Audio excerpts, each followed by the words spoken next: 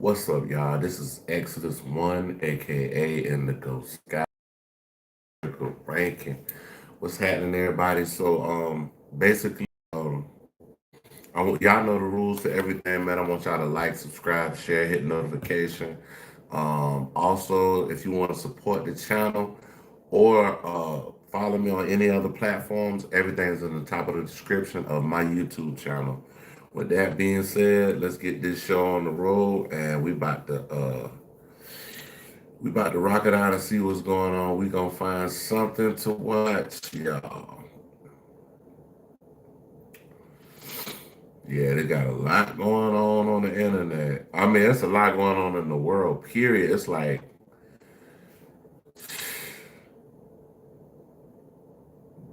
it's a lot going on, man. But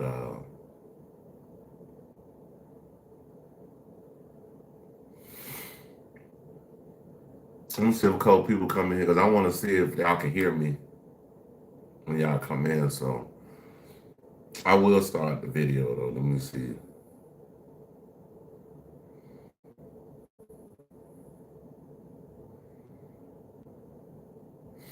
All right, y'all. We about to react to self-talk, talking about uh, talking about the Cleveland Browns and the situation, I think, with Stefanski and Shador. So that'll be the first thing we react to today. Let me let it go to 2 minutes, and then we could like kind of talk a little bit more like how we want to talk. So let me let it hit the 2 minute mark. Um, yeah, man, it's a lot going on in the world, bro. Like this last 2 weeks, man, have been hectic. And I 47 ain't making it no better, but let's go in depth with this. We talking about Stefanski. The channel we're reacting to is Self Talk. Let's check them out, y'all.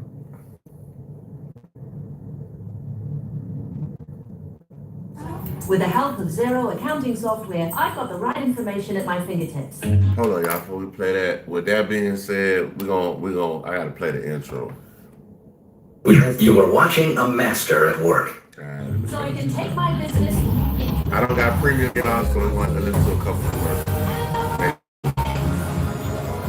Zero with an X!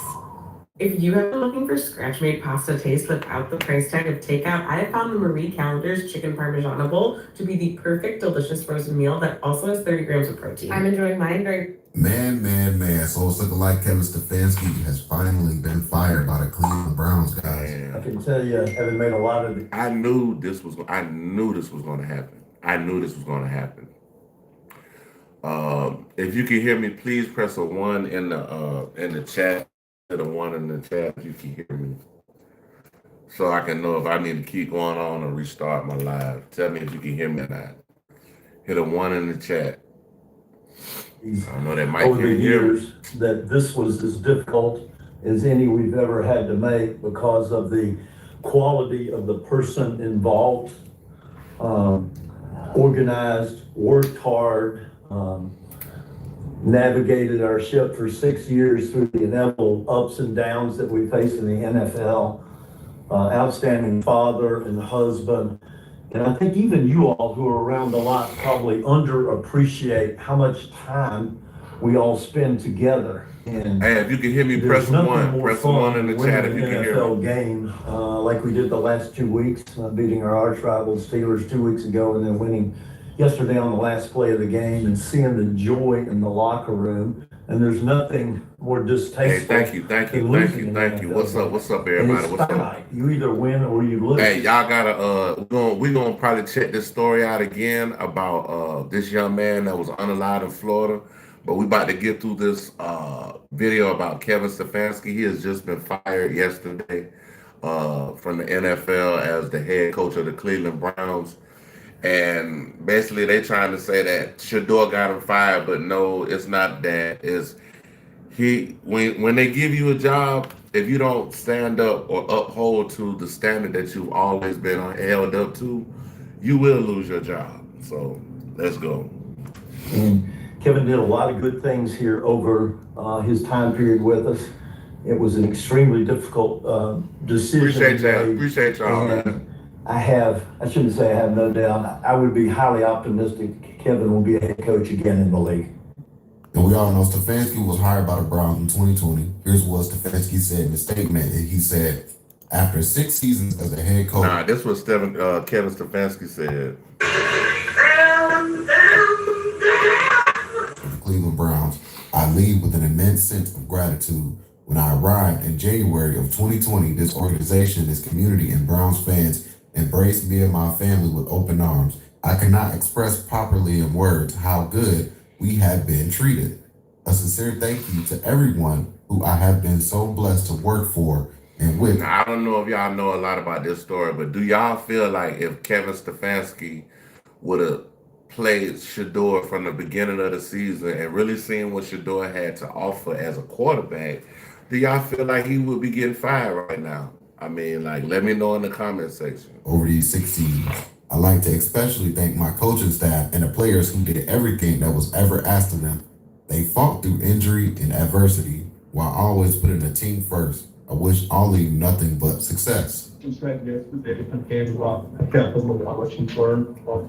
We can understand each other. And the craziest thing is, y'all, I'm in Atlanta. Atlanta coaches got fired yesterday. So they might bring Stefanski down here to Atlanta. It's a possibility. Your reaction to me that you know how you just found out a couple seconds ago. But I think you just overall in time, like you're gonna put that trying to lead you. Where y'all tapping in? Where everybody tapping in from? Where y'all tapping? What city, state, country? You know, individually, where you do you think you didn't out control everybody? Like it showed. The So yeah, legend man, sniper. Stefanski, he pretty much brought this on himself. Virtue. And it just got to the point where people was like, Virtue. this guy must obviously wants to get fired because why is he not playing Shador? We know Shador Sanders was a better quarterback than Dylan Gabriel. And, you know, we did videos covering that. And I'll be highlighting some of those clips and stuff. But, yeah, man, it's like Stefanski brought this on himself. Even in the post-game interviews, he would try to avoid answering questions. And the reporters, you know, they was asking genuine questions about, you know, about Dylan Gabriel or what's going on with that and what's going on with Shador Sanders. And it was like, Stefanski didn't want to talk about none of that, right? Like he would just constantly avoid the issues that he was having with his football team. When you got issues, you gotta approach it head on. You gotta get behind it and approach it. You can't avoid the inevitable. And now Shador is the head quarterback of the Cleveland Browns, and look at me now.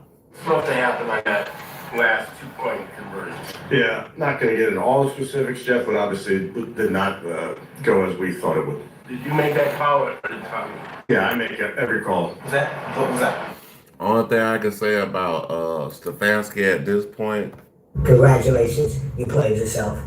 That play call yours and Tommy's. I'm responsible for all of it. I'm out there any play. You know, I wish I would always have the ball in my hand. I'm going to say it again. Kevin Stefanski must be fired. Damn. I'm going to say it again and again and again. Kevin Stefanski did not want Shador Sanders, didn't even want him in the 5th round. Damn, Kevin son. Stefanski has done everything in his power to keep Shador Sanders from succeeding in Cleveland as a 5th round pick against all odds. Even yanking Shador again for the potential time 2-point conversion, going with the Wildcat. It was a disaster after Shador had shown again and again he's the answer in the red zone for the Cleveland Browns.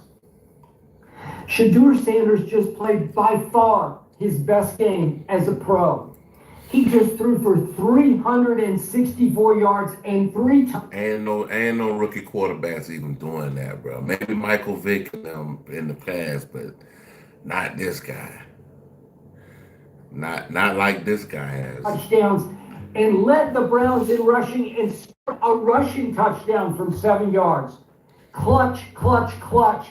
Just led an 80-yard drive in 7 plays to put them within striking distance, 31-29.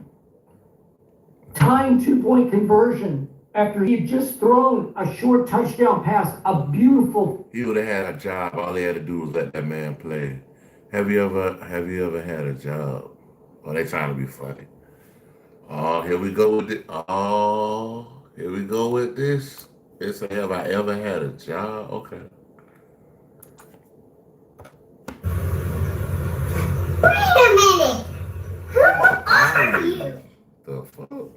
Fade rainbow to the rookie Fannin to get the score to 31-23. He just showed you again and again what he can do. He's who Cleveland has been looking for, as he said before his first start in Las Vegas. And Kevin Stefanski did it again. Kevin Stefanski just cost the Browns a tie, maybe an overtime. I don't know. The way Shedeur was operating, they surely would have won the game somehow, some way, because that's what Shedeur does. Hold on.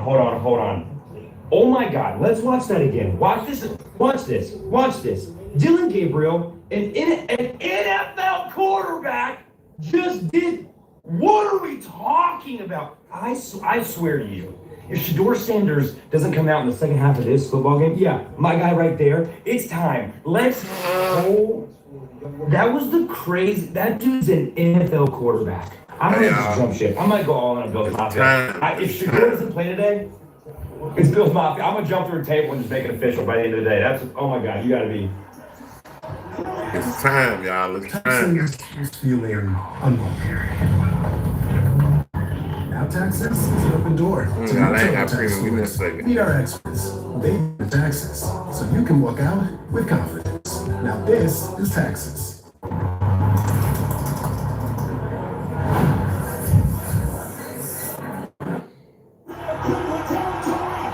All right, I'm like. Let's go ahead and cut right to the chase. Kevin Stefanski is never giving Shedeur Sanders an opportunity. He's not. And I think I understand the assignment now. You look at this game, and Kevin Stefanski is almost like the captain on the ship of the Titanic. He's going down with the ship. His way, nobody else's way. Myles Garrett just set a franchise record with 5 sacks in a game, and they lost 32-13. So Myles Garrett, I don't know if y'all know, yesterday he just broke the record. I think the last people was to hold it was, I know one of them was damn, what his name is. Anyway, he broke the record with 23 sacks in a season. Because Kevin Stefanski is not what's doing in the best interest of the team. Now, how do I say that? Dylan Gabriel, I got nothing against the young man. I think he's a phenomenal college quarterback who has an opportunity to be a contributor in the NFL. But when your coach comes out and doesn't hold the starting quarterback accountable for not playing well, regardless of whether he is a young quarterback or not, doesn't watch the film and immediately comes out in the press conference and says, I'm going to stick with Dylan Gabriel after the bye week. Knowing that Myles Garrett isn't throwing his helmet on the sideline because he was upset that he didn't get more sacks. Myles Garrett was upset that his 5 sacks didn't matter. That is a massive problem in the locker room. And when you look at a guy like Shedeur Sanders, every chance Kevin Stefanski has gotten to put him down. He trying to throw the young boy up under the bus. That young boy gonna be hell next year in the NFL. Cleveland is gonna be a force to be reckoned with soon, bro. I promise y'all. To not put him in a position to be successful, he's done it. Kevin Stefanski owes it to the locker room to give Shedeur Sanders an opportunity to compete, have a path. So, and this is before he started. He basically, when the other quarterback got hurt, that's when they had to play Shedeur.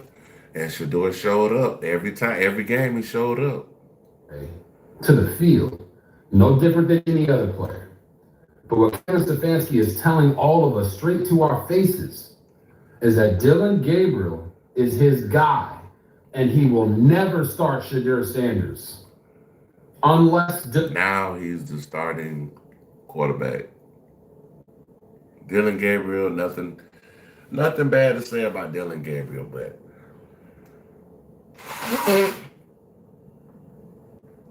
and last night my heart was broken, y'all. My heart was broken. My Ravens, they lost. I was so hurt. I was hurt. Dylan Gabriel can't play. Off of what we can practice, you know what I mean? This is what we can practice. So imagine, you know, what a full offseason look like. It get dangerous. I mean, he put it up, and I'm just like, oh God, who is that even going to? I wasn't looking down at the CIP, and I'm just looking, I'm like, oh God, please. And he drops it in the bucket, and he reaches it out. I'm like, please just don't fumble into the end zone. And I'm just like, wow, there's not many guys in the league that can make that throw. So that was a hell of a throw. You know, I hope he can continue to grow and develop, you know, from making plays like that, and they'll take it from there. Man, Shador gonna be a force to reckon with next year, bro. Like, I might have to go get me a Shador jersey, man. Shadur Sanders should be the starting quarterback for the Cleveland Browns for the rest of the season. I want a white one and I want the brown. I got oh damn, them bitches match my I got some Nikes in here. He just won his first NFL start against the Las Vegas Raiders, and I've been trying to tell y'all that he's the quarterback they've been needing since day one. This team played with more energy, more excitement, and more purpose than they have all season long. Defensively, 10 sacks on Geno Smith. Myles Garrett had 3 by himself, and you can see them reacting on the sideline, just how excited they were with all of Shadur Sanders' off-schedule plays. Now, why should he be the starter? It's because of his ability to make the extended play. Yes, his first touchdown pass came off of a screen pass. Hey, that's every quarterback's dream. I'm going to just dump it off to the running back, allow him to go 66 yards out the gate, but those count too. Now, he did have a bad interception, but he rebounded nicely after it. And I just love the way that he is in tune with not only his teammates, the sideline, but the fan base is absolutely craving more and more Shadur Sanders because he is built for this. The championship pedigree that his father, Deion Sanders, instilled into him shows up every single time this young man is in front of a mic and every single time he plays in between those white lines. Shadur Sanders is the quarterback the Cleveland Browns have been looking for. Trust your gut. Go with him. And it's good. I think I grew and I learned a lot from him. I think this week we had a conversation just about things. You know what I'm saying? Just about. He's right, you know. About things in general, and I feel like, you know, we grew to understand each other. You know, we share different things, you know, that we both will go through, you know. So I know he wanted this win, and I know he wants every win, but I know this one means a lot. I don't know. I wish we all, like, as a team, and I wish everybody could have got more personal, you know, within this last year. Oh yeah, I would like for you guys to. Yeah, y'all check out Self Talk. Got a great channel. A lot of sports stuff. Other stuff too. But hold on, let me see. We about to go to the sauce, because y'all know we fuck with this. Well, we mess with the sauce heavy. You know, she got some good content. The sauce. They talking about this Aiden Ross shit. Getting checked. Glasses Malone. Yo. Let's go. Thanks for tuning into the sauce. Your source for celebrity news, current events, hip hop, pop culture, politics, gossip, and more. Hey yo, thanks for tuning into the sauce, your source for celebrity news. Check this out. 2026 is heating up. I mean, it's not hot yet, but the butter's on the. We ain't even. We 6 days in. We only 6 days in, and it's going crazy, yo. 2026 is crazy already, bro. Like, never thought some of the things that would happen that are happening right now. Some of the stuff that's happening with Venezuela. The big case down there in Florida with the young man losing his life. The one that loved his girl, like, he basically loved his girl to death. He's right, you know. He loved his girl actually to death. Because she killed him. And that's so sad. But yeah, let's keep it right. Riddle in is sizzling because 2026 appears to be the year where all of the old heads are coming out of the woodworks in an attempt to win hip hop back. Yeah, I do want to see more old school hip hop heads come back and prevail, man. They're tired of this.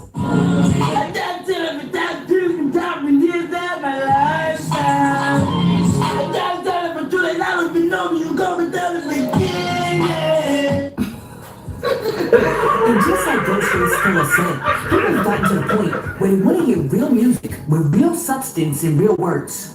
Now I'm hearing just like jewelry, women, cars, bottles. You know what I mean? It's limited. Like a lot of rappers nowadays, I don't think they think. You know what I mean? You know, knowledge is infinite. So it's like when you could just sit there and this is art. Knowledge is infinite, and this is an art. This is You know what I mean? So when you could get ahead and just use your mind and just go, man. I don't care. Like, you just gotta like, if you got an imagination, you can just go there.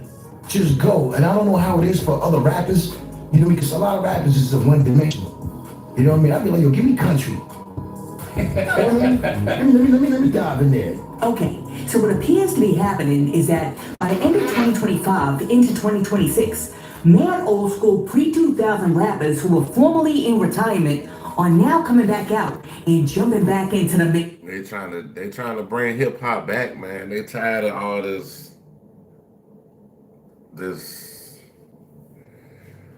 whack ass shit, bro. Like, I mean, this shit is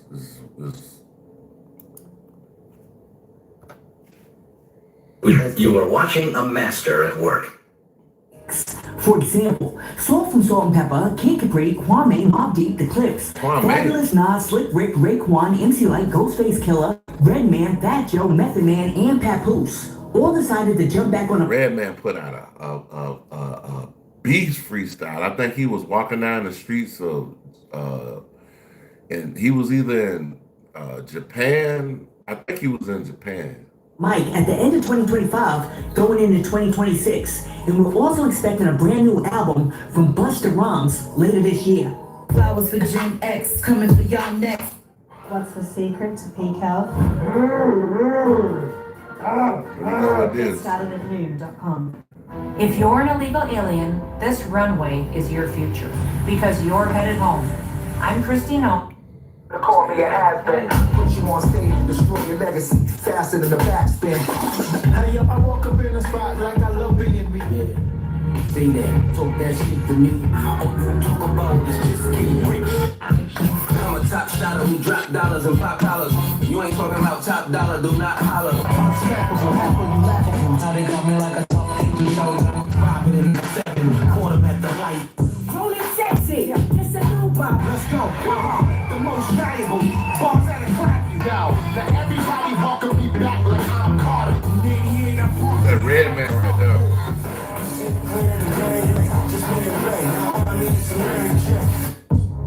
I'm an executive, back-to-back business moves consecutive. I need a key nigga, you see Jiggy, push the V Twiggy. H4 is a thought. BBS on freeze, BS on freeze.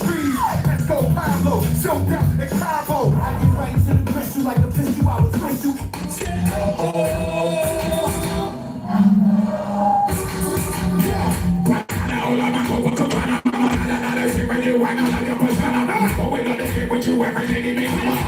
Let me tell you something. I'm really looking forward to Busta Rhymes' new album. But somebody's got to tell Busta that he cannot drop an album and then come back out on stage looking like this. Man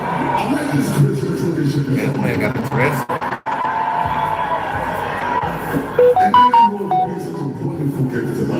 Why you got a dress on?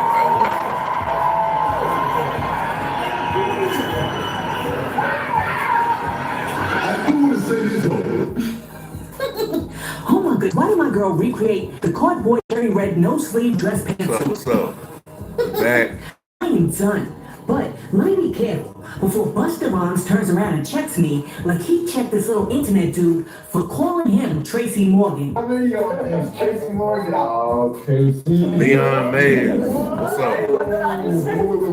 Wait. Hey, where y'all tapping in from? Come in the chat. Let me know what city, state, providence, country, sovereign entity. If you on the USS space station, let me know where you watching from. Nah. What did you just say? My boy out here. What you came out? What you just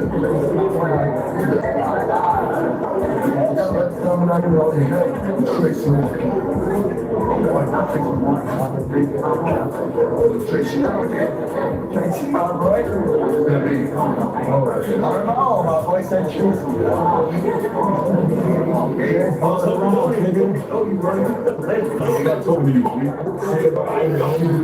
I had bro went up the bus and was like, nigga, who are you? I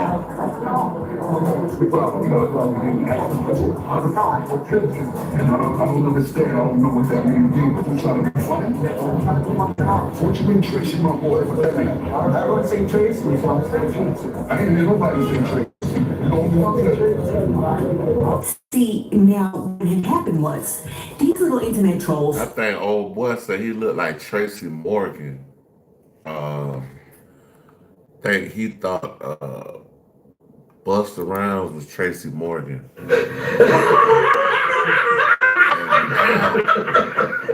Busta checked him. Thought that it was cute to call Busta Rhymes out of his name and call him Tracy Morgan until Busta Rhymes turned around and asked him a question. And then all of a sudden it was like, what? How do you say it? Now, these younger rappers who were once hot like Offset, who dropped after the 2010s, have not yet figured out that their days might be numbered because these old heads are out here trying to make a comeback. And you know why? It's because instead of being in a studio, these ninjas is out here too busy sleeping in chicks like Selena Powell's bed. Bruh, I used to be, we ain't talking about the Selena Powell and Offset thing, but I used to be in the studio and dudes would be in there drinking lean. And I don't know if y'all know, one of the effects of drinking lean, you sleeping. These dudes drinking lean, they be laid all over the couch sleeping. Ain't nobody, few people are recording. They wake up, go record, drink some more lean, and go lay back down. It's like, bro, like, it's more to rap than that, bro.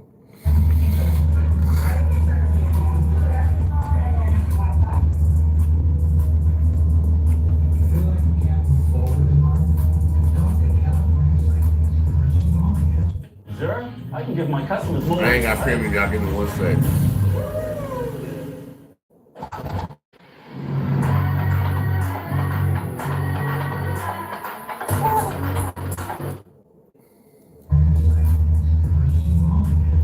Okay, so this video right here is of Offset.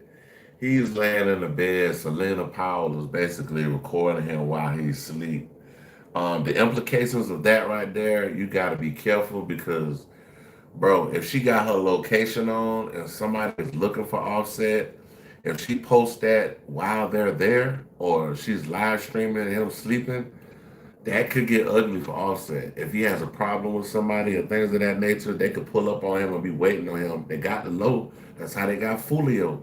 That's how they got a whole bunch of other people. Said that be careful because you cannot trust a chick who hits you off with the Uchi Wally and then has the nerve to videotape you while you're sleeping in a bed after you got your rocks off.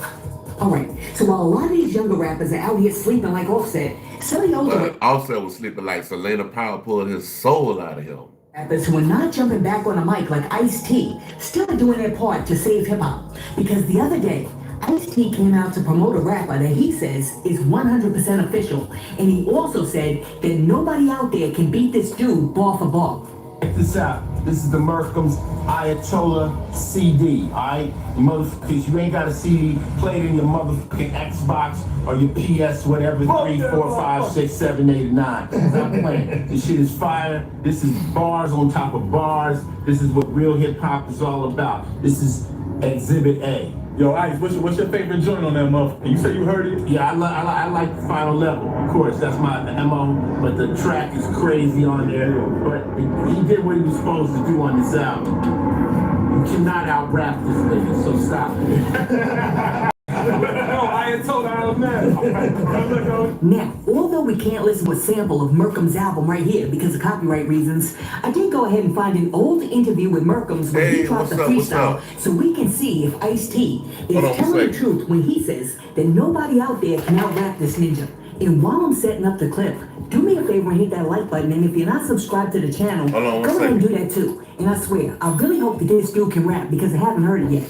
But I really hope that this dude can rap. Where you tapping in from? What's the coffee and cream? Coffee and cream. Because if he can, Ice-T street cred is on the line. Yo, where this nigga from? NYAZ, heard he reppin' both of them bitches. Heard Merc might pipe down your little freak, then that boy be ghosting them bitches. See the smile, 32, bright white teeth, he be getting most of them bitches. Hit hot 9-7 cause Ice-T, man, that nigga close to the richest. Merc, certified count killer, better know the block killer, niggas ain't young, ain't fuckin' with a new jack. 6 in the morning, pump by the shoe bag, come to my zone, fuck in the glue back, I'll go push up. New ice with the bees in the Virginia Beach. With a shot like Booker, leave a nigga slave on the. Alright, Virginia Beach, we rocking in here, Virginia Beach. We gotta hit the bell for you. You the first person that stated where you from, so we hit the DJ bell for you. Gotta do it like that. Just call you coffee. I like that coffee. Running the game out the red menu, move over, bringing that cheddar and you baby, don't think that I ever stand with you. So to it like I'm Kevin Samuels. Ain't no sure you finna hop up in my two-seater, but I got solutions for that. Pull up in that new Jeep wagon, being trucks, got to fit a few in the back. Yo, I don't not beef online, I don't like a motherfucker, I'm a class. Ain't no comment, see you slap you, ain't no vlogging, stay on your face, put that on your story. You look like a million likes. Mercury workers, you're really nice. Ooh, okay. Buddy nice. See, I was getting ready to rip Ice-T, but Buddy nice. That Ice-T just might be onto something here. Now, can this dude out-rap every rapper out there? I don't know, and I don't think so. But he's pretty good. Listen, let me know down below. Do you agree with Ice-T when Ice-T says, "You cannot out-rap this nigga, so stop it." Well, one person who seems to agree with Ice-T about the fact that Merkham's has mad bars is Bone from Bone Thugs and Harmony. Because recently, Bone invited Merkham's to be the... I'm from Florida. I'm from Jacksonville. Tell me, have you heard of the case of Tyrone? What's his name? Hold on, let me see. Have you heard about the case about Tyrone Davis Jr., the young man that was killed right after Christmas last year? His girl left him under a bridge. That's where I'm from. Oh, your sister is there. I'm sure your sister know about it. It's like the shit blowing up on the internet. It's the biggest story on the actual internet, man. Like it's crazy, man. Opening that for the Bone. The dude got killed by his girlfriend. And I mean, he shows so much love to his girlfriend. It's crazy. It's like if you just go down their timeline, it said makes my stomach turn. She did that. Oh yeah. She did that. She did that. Hey, we gonna after this video right here, we're gonna find a video and we're gonna react to it, man. Fuck that. His story, because she need to fucking go to jail, bro. I like, bro, the man, it said, I've been tuned in since Sunday. Oh, okay, cool. Was I? Oh, since yesterday. Okay. I'm tripping. Cool. Appreciate you. Hey, man. Hey, much love. Stay here with us. Talk to us. Like, man, just bring up shit. Like, I answer any question, whatever y'all got to talk about. It says he didn't deserve. Nah, he didn't deserve that. I mean, from what I see, how much he loved that damn woman, ain't no goddamn motherfucker. Ain't no way, bro. It's no way in hell, bro. That woman did that to him. And I don't know, they got an update on it. They said that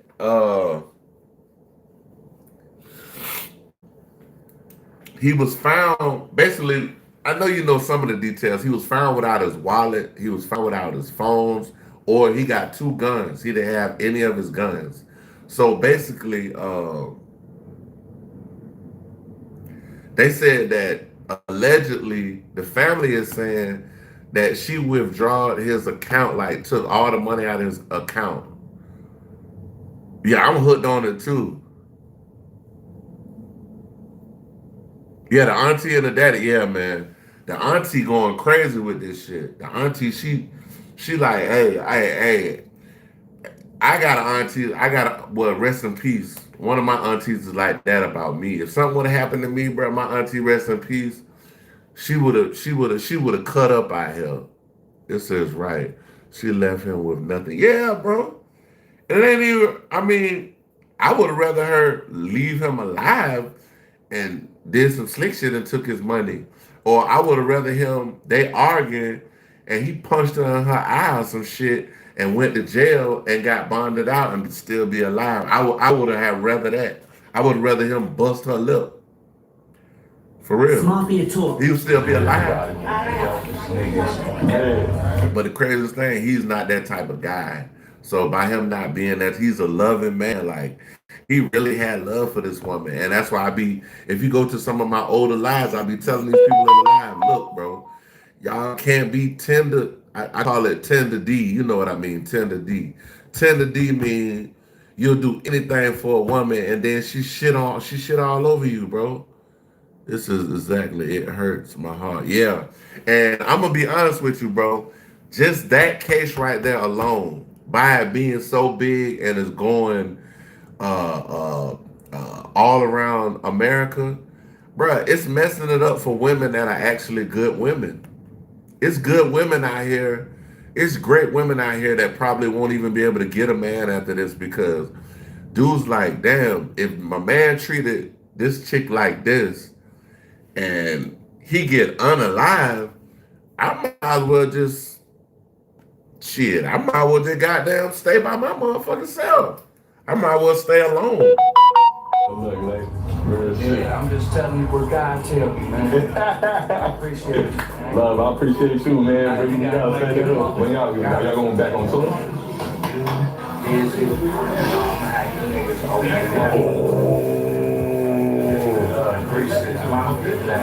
They on the spot there. Word. I got niggas my age. Yeah. To be honest with you, I seen him with his kids, taking care of his kids, handling business, being a great guy, bro. Like, I mean, it was nothing wrong with the man. The man did, bro, it's women out here praying for a man like this guy, bro. Praying for a man to come their way that's going to be as good to them as this guy.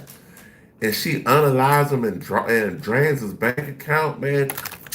Hold on, bro. We got to hit the booster shit for that, bro. Hold on, bro. We got to hit that booster shit, man. Come on, dog. Come on, man. For real, come on, man. Come on, dog. Ain't no motherfucking way, bro. I know you fucking lying. Wait a minute. Who are you? That's what you gotta wake up and ask. Like, that's what you gotta wake up and ask. Like, you know, who am I sleeping with? Like, who are you? That shit, ooh. Y'all gonna bring all the young Yeah, hell yeah. Nah, let's go. You heard it. Alright, so in addition to the pre-2000s rappers coming back out to play, and Ice-T introducing us to a new hot rapper. Hey, what you think about rap? What you think about rap and rap coming back? It says game over for some now. Yeah, but what y'all think about rap and shit like that? But yeah, it's game over for her though. Yeah, her shit she done. She's saying it was an accident, all this other little slick shit. If y'all haven't liked the like button, hit the like button. She's saying it was an accident. First she said she dropped them off because they was in a heated argument. Then she said, she come back and said, oh, he jumped out the car at 25 miles per hour. Bro, who jumps out of a car at 25 miles per hour, bro? Please tell me, bro. Unless somebody really trying to do something to you and hurt you, ain't nobody finna jump out no car at no 25 miles per hour, bro. I'm just letting you know. I'm just letting you know, bro.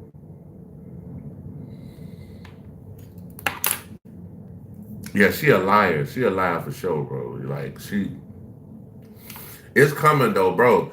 You know what I want to see? Cause I love watching. I like watching when people get locked up, like trying to do check fraud and shit like that. But I want to see the interrogation video. I want to hear how she explained it, because after she get through explaining to the detective what was going on, Get what the detective's gonna tell her. Got it! Got it! For real, for real. That's what they're gonna tell her, bro. Got him. So in addition to the pre-2000s rappers coming back out to play, and Ice-T introducing us to a new hot rapper with some skills, the OG gangbangers are also doing their part to protect the black women of hip-hop by checking social media influencers. Have you heard about the whole Doechii thing? Doechii and Aiden Ross beef or whatever, and Glasses Malone basically saying he gonna crash out. He gonna crash out over Doechii, bro. Like Aiden Ross, who are out here getting a little too disrespectful with it. Alright, so this is what happened. Aiden Ross does not like Doechii because Doechii is affiliated with Kendrick Lamar and TDE, and Aiden Ross is a Drake stan, which now makes a whole lot more sense. See, Aiden Ross thing, because he got a little bit of money. I'm smoking a black, man. I couldn't find no goddamn weed today, man. My main weed, man, ain't had no weed. And yeah, it was a disaster. So I was just like, fuck it. And I want to get back home. It says I watched those two. My profession was law enforcement. I'm digging in this story. Yeah, man. Hey, so if you can, go follow me on Instagram. Everything is at the top of my description, or TikTok. I think my Facebook up there too. My Facebook might be up there too. But man, reach out to me. Whatever you find, let me know. We'll get on live and we're gonna rock out and we're gonna make this. We're gonna make sure this girl get her just due, bro. Cause she Now you needs know that a lawsuit is dropped accusing Aiden Ross, Drake, and DJ Academics of doing some illegal activities over there for state. So now we know that Aiden Ross may have been going so hard for Drake because every time Drake popped off, he was over there lining his own pockets. Anyhow, in order to represent for his Lord and personal savior Drake, he has been doing everything that he can to crash out on Doechii. I'm not gonna even, bro. Doechii is a industry plant. She's a. Bro, how the fuck is she an industry plant and she won a Grammy for the best album of the year? Y'all better go check the facts, bro. Please go check the facts of who got the best Grammy of the best album of the year. Doechii won best album of the year, dog. Like, that's not an industry plant. Okay. I want to just tell people my track. Okay. Doechii. She came at me today. Exactly. Say it again. Who's that? There you go. Well, listen, I'm doubling down. Music. That's why you fell off and you're coming in a streamer. Doechii, he's hating. You want Grammys or he's Man, it was a rigged ass Grammy. What the? You can't name me 3 Doechii songs right now. I got that dumb fat bitch. So not fat. That dumb bitch. That fucking. It said not me. Hold on. Not you.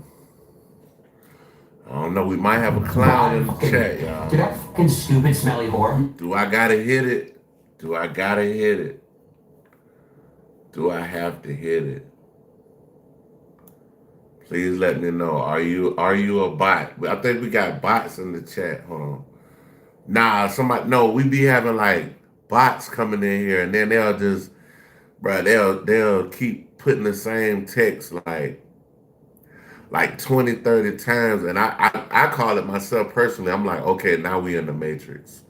Because I got agents coming after me like I'm fucking Neo or somebody, bro. Like, so it is what it is, man. But I look at it like this, bro. Congratulations, you played yourself. Yeah, all that coming in here with these wild comments and everything like that. That's spamming the chat. Yeah, they be spamming the chat. Well, I call it I'm in the Matrix. talking about Hey, run it up. Keep talking shit. black about none of that. Alright, so you can essentially see where that was going.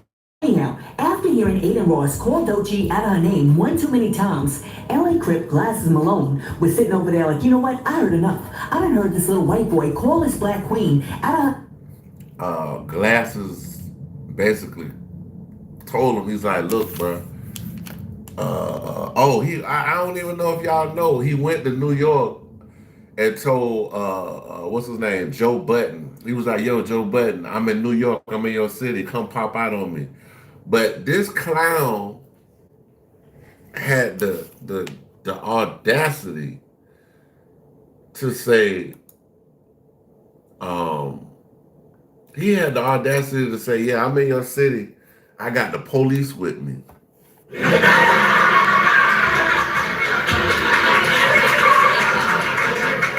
Man, stop. Name one too many times. So I'm getting ready to check this little ninja.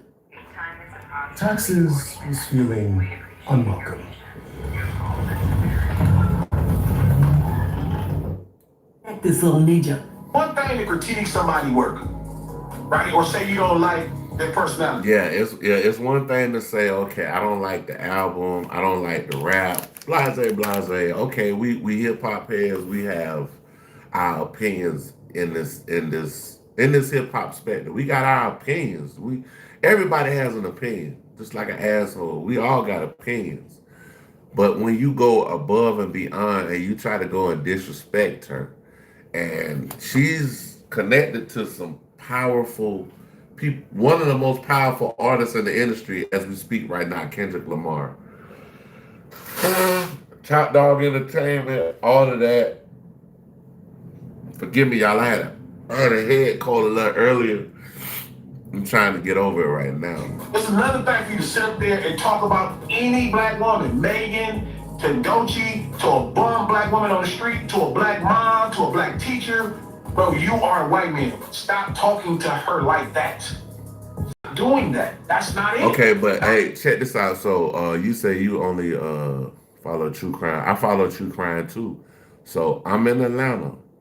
Have you seen the case of Miles Bryant, the police officer that was 22 years old and unalived a 16-year-old, and they found her body 8 months later, and he tried to, man, that's one of my favorite interrogation videos. Oh, they got another interrogation video with this lady. She used to be a sheriff. You got to check this one out. She was a sheriff. She was a sheriff. She robbed the bank and got caught 11 minutes later. 11 minutes later?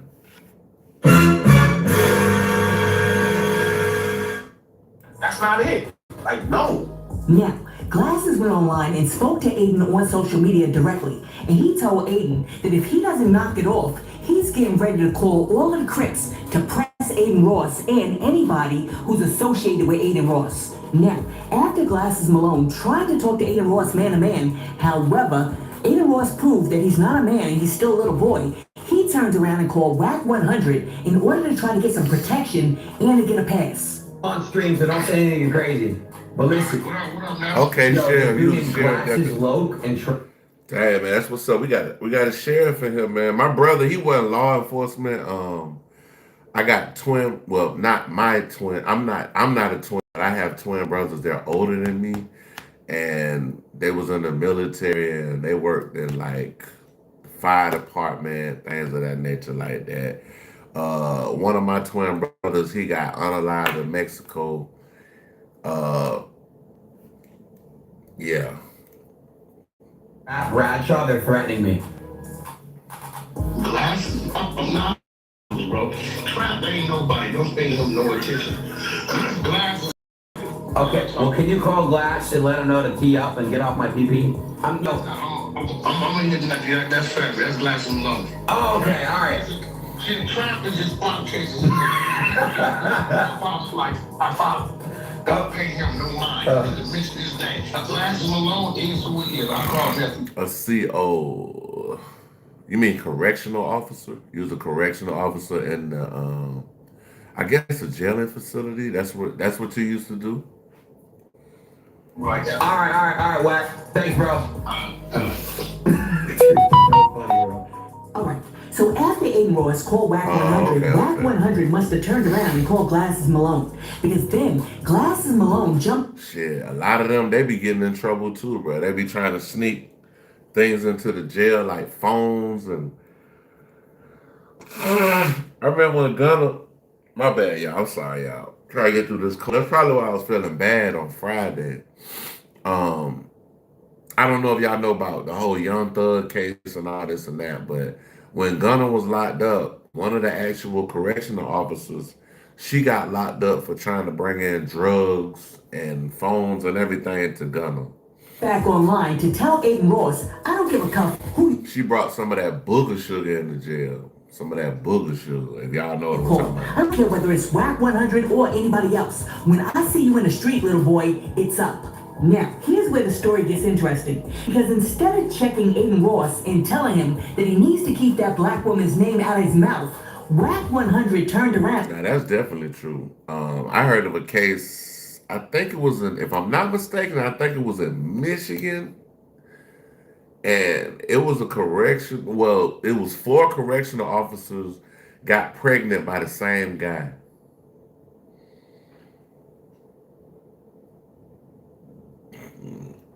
And all of them got locked up. They got locked up while they was pregnant. And tried to tell Glasses Malone that he needs to leave Aiden Ross alone because he's a little Jewish boy. I said Glasses. I said Glasses. You better. I said you. You in Georgia? You in Georgia? You better. I'm in Atlanta. Hold down, bro. I said, cause you, what you gonna be doing? Hold on. What you gonna be doing? Some of us gotta stop being stupid. What you gonna be doing is crying when you over there fighting the case. You know what you're dealing with. That ain't the streets.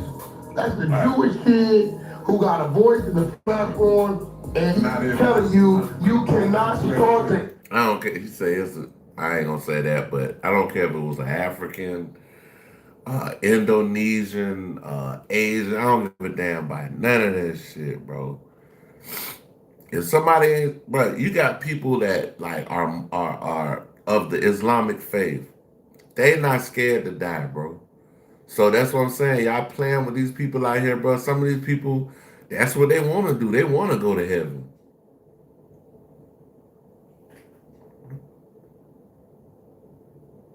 Oh, yeah.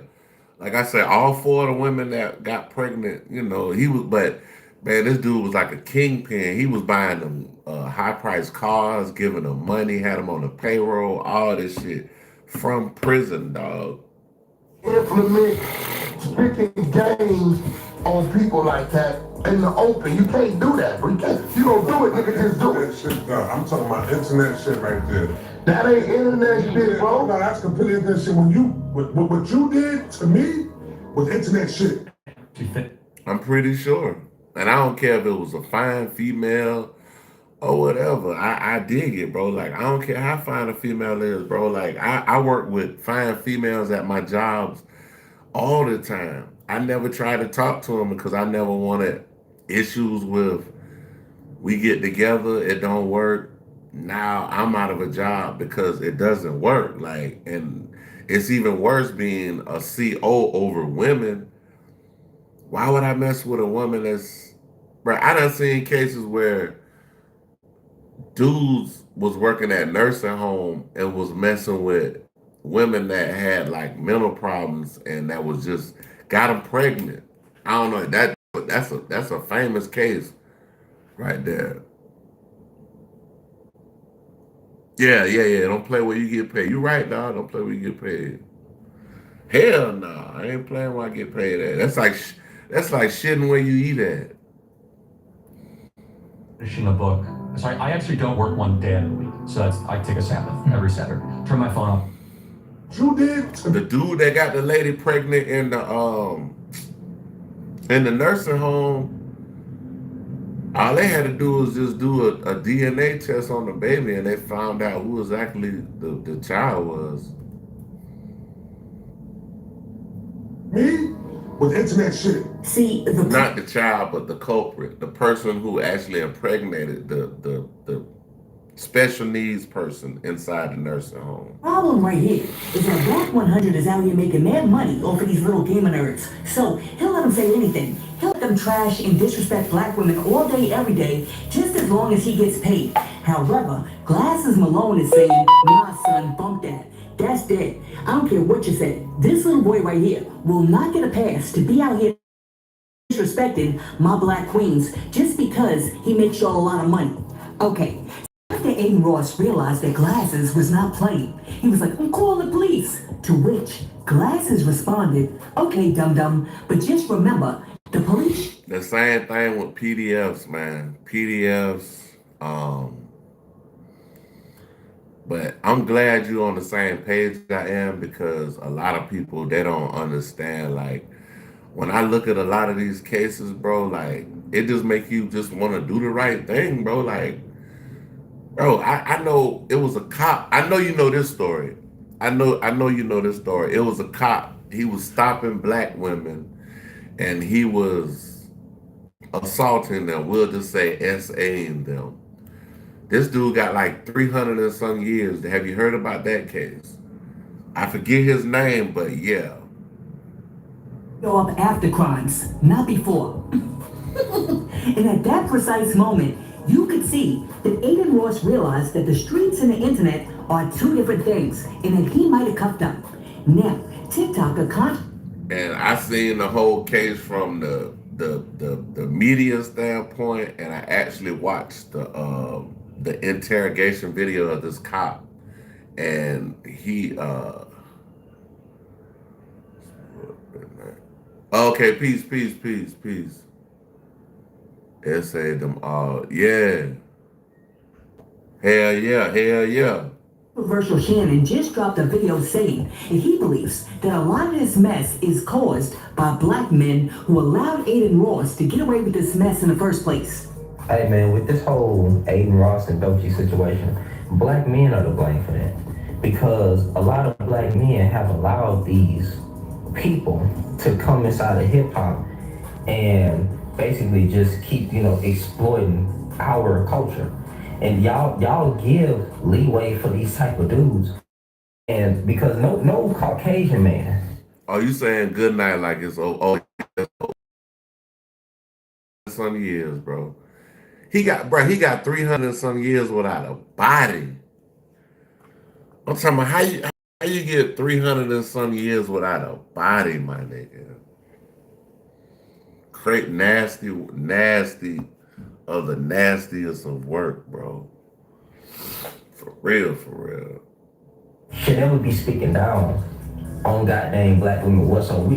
His opinion shouldn't even matter. His opinion in hip hop shouldn't even matter. Oh, somebody talking trash. Oh man, I don't. Black women, because black men get up on him talking about black women all the goddamn time. So they see. Oh, somebody said that. Oh, okay, I see what you're talking about. It said grow. That's how you. It's probably a kid. It's probably a kid. I don't know how to spell the word up. Come on, bro. You can't spell the word up, bro. Yeah. You lost me, bro. It's a child, bro. It's a child. They can do it. Because all they do is copy people anyway. I bet you they won't tell me how old they is. Whoever making them comments, do you want to make the funny comments? How old are you? And be real. It says spell what? Man, come on, bro. Stop playing. Steal, exploit, all that type of stuff. Okay? So I blame black men. And matter of fact, going forward, bro, you should be excommunicado. For real. If you are a streamer, a black streamer, and you even deal with Aiden. Bro, who spells the word elephant on the chat and asks you to spell elephant? Bro, you gotta be. It's a child, bro. You gotta be a kid. Matter of fact, I'm gonna get you up out of here. Oh no, but you putting us in the matrix, so let us stay in the matrix right quick. See what the hell your goofy ass is talking about. You got a goofy in the chat. Goofy, got a goofy. You still come on with it. Come on with it, bro. Keep coming with it. That's all you got? Elephant? That's all they got, y'all. Can you spell the word elephant? It says you grow up for. Okay, all right. Yeah. Keep coming with it. Keep coming with it. If you a musician and you deal with Aiden Ross, you should lose all support. Matter of fact, if you've been around Aiden Ross to begin with, you should lose all support, bro. Point blank period, bro. So this whole situation, black men, y'all make it comfortable for these people. We got the stage to talk trash about black women. It shouldn't even be allowed. Thank you, Controversial Shannon. I really enjoyed your viewpoint. And shout out to Glasses Malone for being the type of dude that's not selling out and who's over there representing for the culture, and also for being the type of dude that doesn't disrespect but instead respects and protects black women. And since we're talking about disrespect, respect, protection, and black women, I gotta tell you that Clarissa Shields is out here ready to go 12 rounds with 50 Cent. Because the other day, after 50 and Pap got into it, and 50 dissed both Clarissa and Pap, and then released a video of Remy saying that Papoose has got to be one of the brokest rappers in the world. That might be the I am so happy to be at Overture. I'm so comfortable here. Every day we have either a least. They gotta get their stuff together, y'all, because they can't type that fast. Hey, I'm good. I'm good.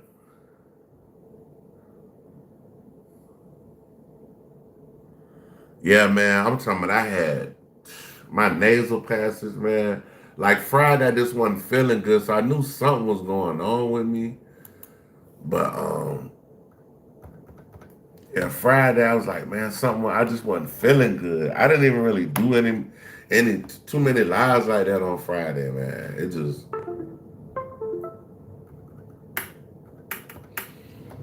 it was messing with my head, man. I was like, what's going on, brother?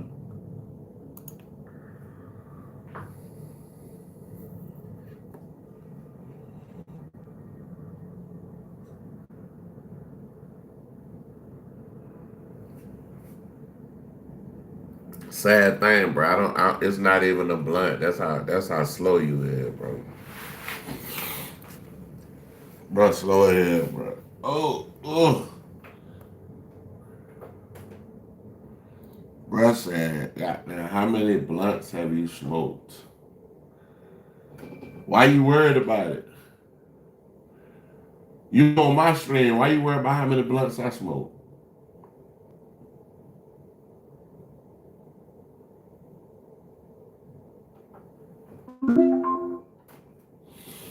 Bro said, oh, you got a little star ring. Oh, that's the best you could do, bro? Talking about a goddamn star ring? Even get skinny jeans on. Bro, these are, these stacks. These ain't even no skin. What are you talking about, bro? Bro, so I got skinny jeans on, bro. You watching me too hard. Nah, bro, I'm scared. I'm scared. You watching me too hard. They said, sorry for asking, man. My bad. Who? Hold on.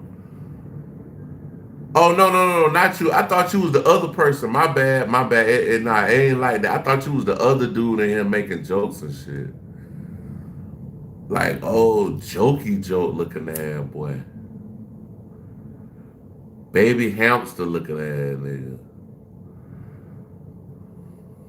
Willie Green face ass. It look like a light-skinned anteater in the face. Stop playing with me before I turn your bitch ass into a song.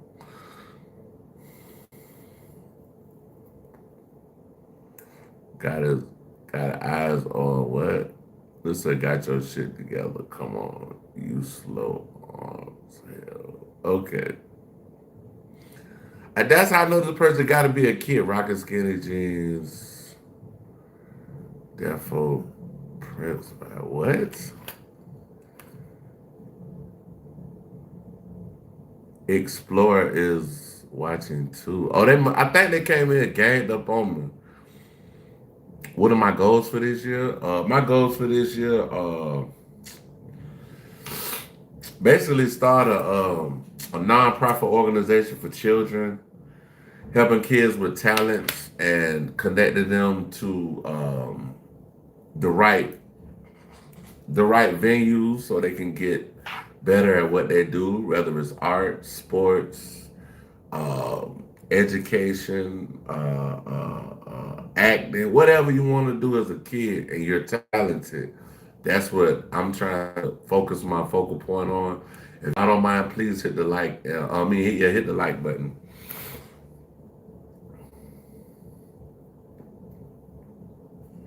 What about you? What about you, big dog?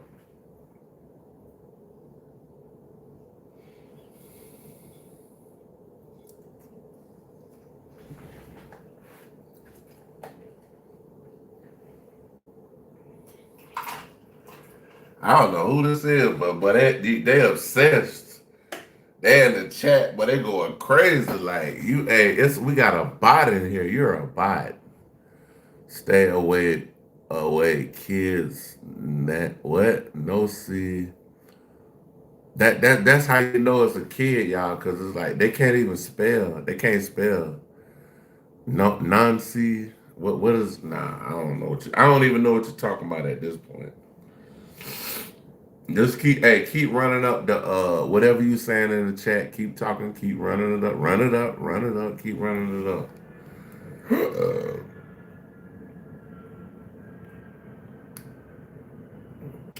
We almost finished with this, but we gonna find one about old boy from Florida. I did a short before this video about the one. I did a short about the one about the actual video that we're about to react to next. We're gonna talk about something serious. We're gonna talk about the yeah. They do. They love it.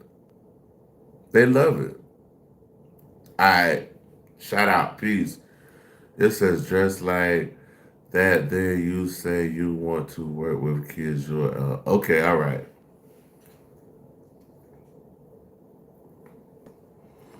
Man don't know me from Canada. Carissa Shields jumped online to defend. We can have a paperwork party, bro. I ain't never got arrested for nothing but marijuana, bro. Go check my paperwork out. We'll have a paperwork party. We'll see what your paperwork look like. It says smoking that toothpick. Yep.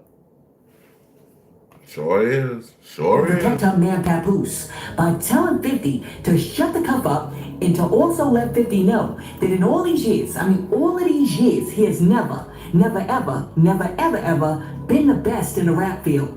As a matter of fact, when addressing 50, Clarissa Shields said, MFers ain't never been the best in their field, no matter what era of their career. So 50 can shut the cup. Nah, bro. Like, bro, people come on here and say all kind of shit, bro. Like, I don't care, bro. Like, it don't mean nothing to me, bro. You're a bot. It's probably AI or some shit. It's probably a bot. Like, okay, so if you're not a bot, where are you from? Where were you born? How old are you? See, when you ask questions like that, that's how you know it's not a bot. That's how you know it's not a bot. How old are you? Where are you from? What planet were you born on? See, when you ask them questions like that, you know it's a bot. So they in England. Bro, you hating all the way from England? Oh my God. Come on, dog.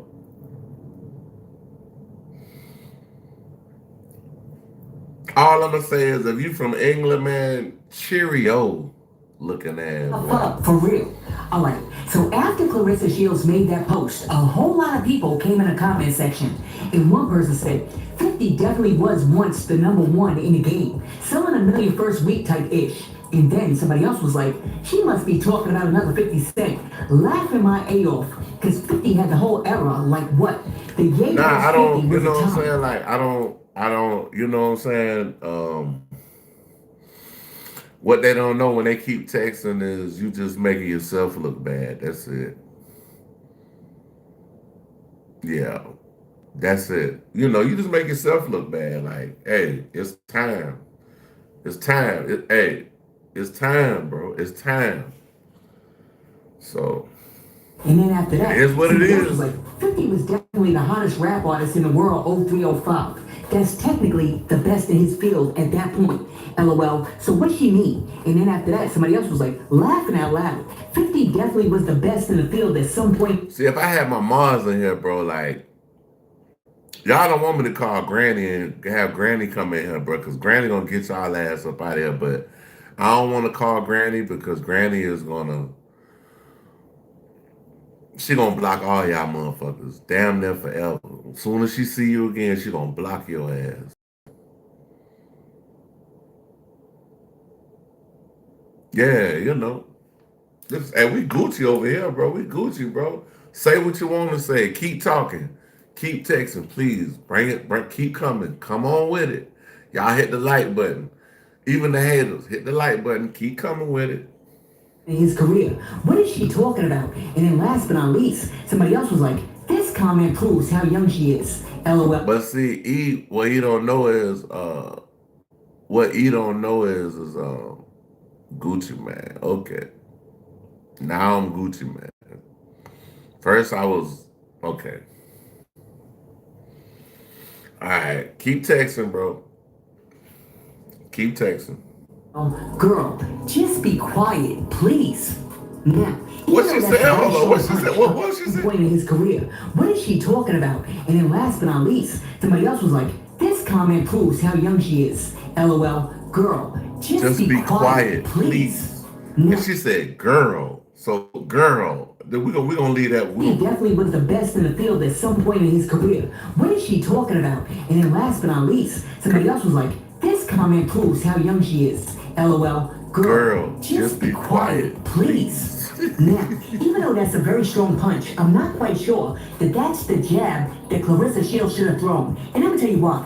Because even though Clarissa Shields is officially the GWOAT, the GWOAT of boxing, her man Papoose has not had as much success. For example, while 50 Cent just announced that yeah, my damn soundboard went down. I had something for your ass, but it's coming back. I got. Let me bring my soundboard back up. I got you, bro. Don't worry about it. Soundboard cut out on me, but I got something for you, bro. Don't worry about it. Stay right here. Stay right here. Stay right here. Don't go nowhere. Stay right here. his song In the Club has now surpassed 2 billion spins on Spotify. Papoose' debut album actually only got 18,000 sales. Therefore, 50's single In the Club got 1,999,982,000 more spins than Pat's entire album. Yeah.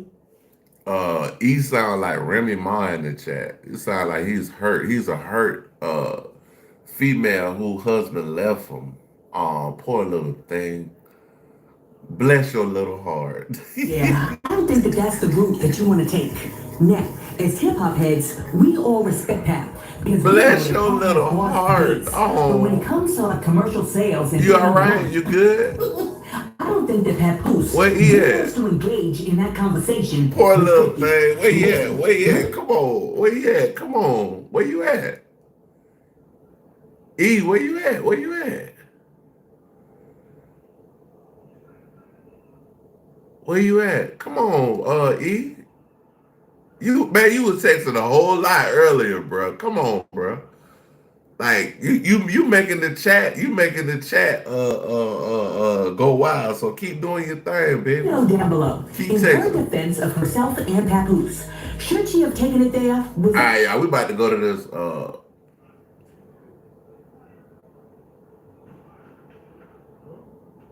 He gave up. Oh yeah, he gave up. Poor thing. Poor little thing. Oh.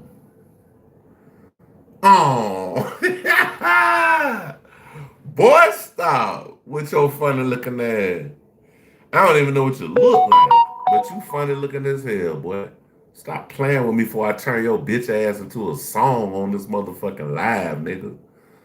You gonna make me jot down a couple of lines and I'm gonna turn you into a song, man. Stop playing with me, boy. I'm not here to play with no little young ass nigga. You talking about he 30-something years old. Stop playing. You in England. What the fuck you gonna do? You over there eating crumpets and drinking tea and shit. This nigga's drinking crumpets. He eating crumpets and drinking tea. Talking about Cheerio. Cheerio. Cheerio looking ass boy.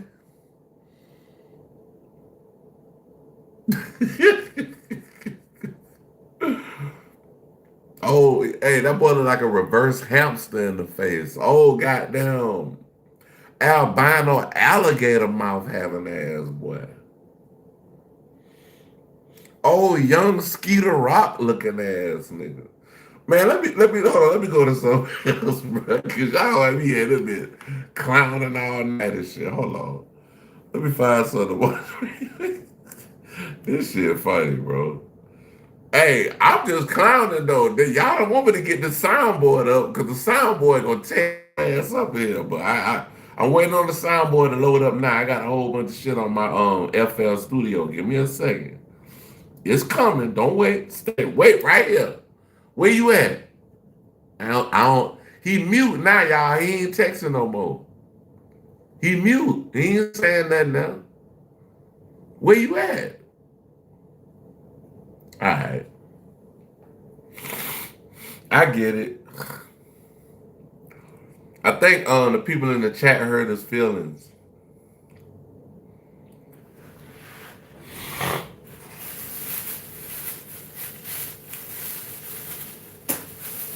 Yeah, I think the people in the chat hurt his feelings or something because he ain't text no more. Yeah, he still ain't texting. Listen, I'm making a whole diss track. Explore after this. Explore. I don't even know what explore. What is explore, fam? I never heard of that. Explore. Oh, man, come on, bro.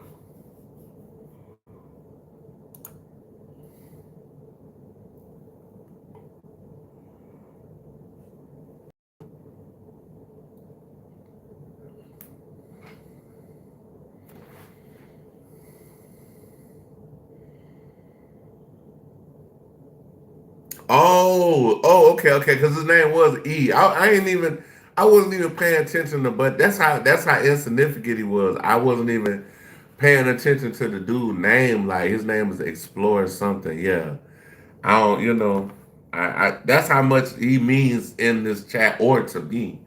Like, bro, I didn't even look to read your name, bro. Yeah, bro. I ain't got time for that. We about to go to okay, I don't want to do that one yet. Hold on.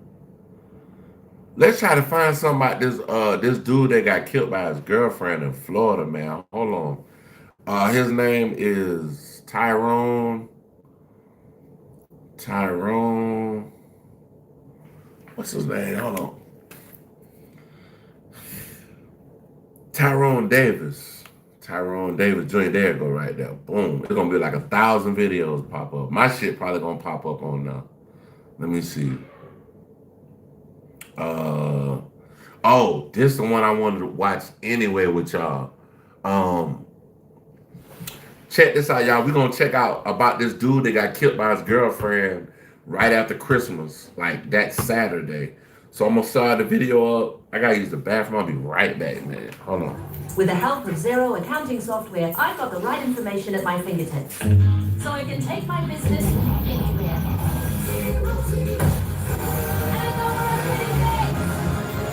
Search Xero with an X!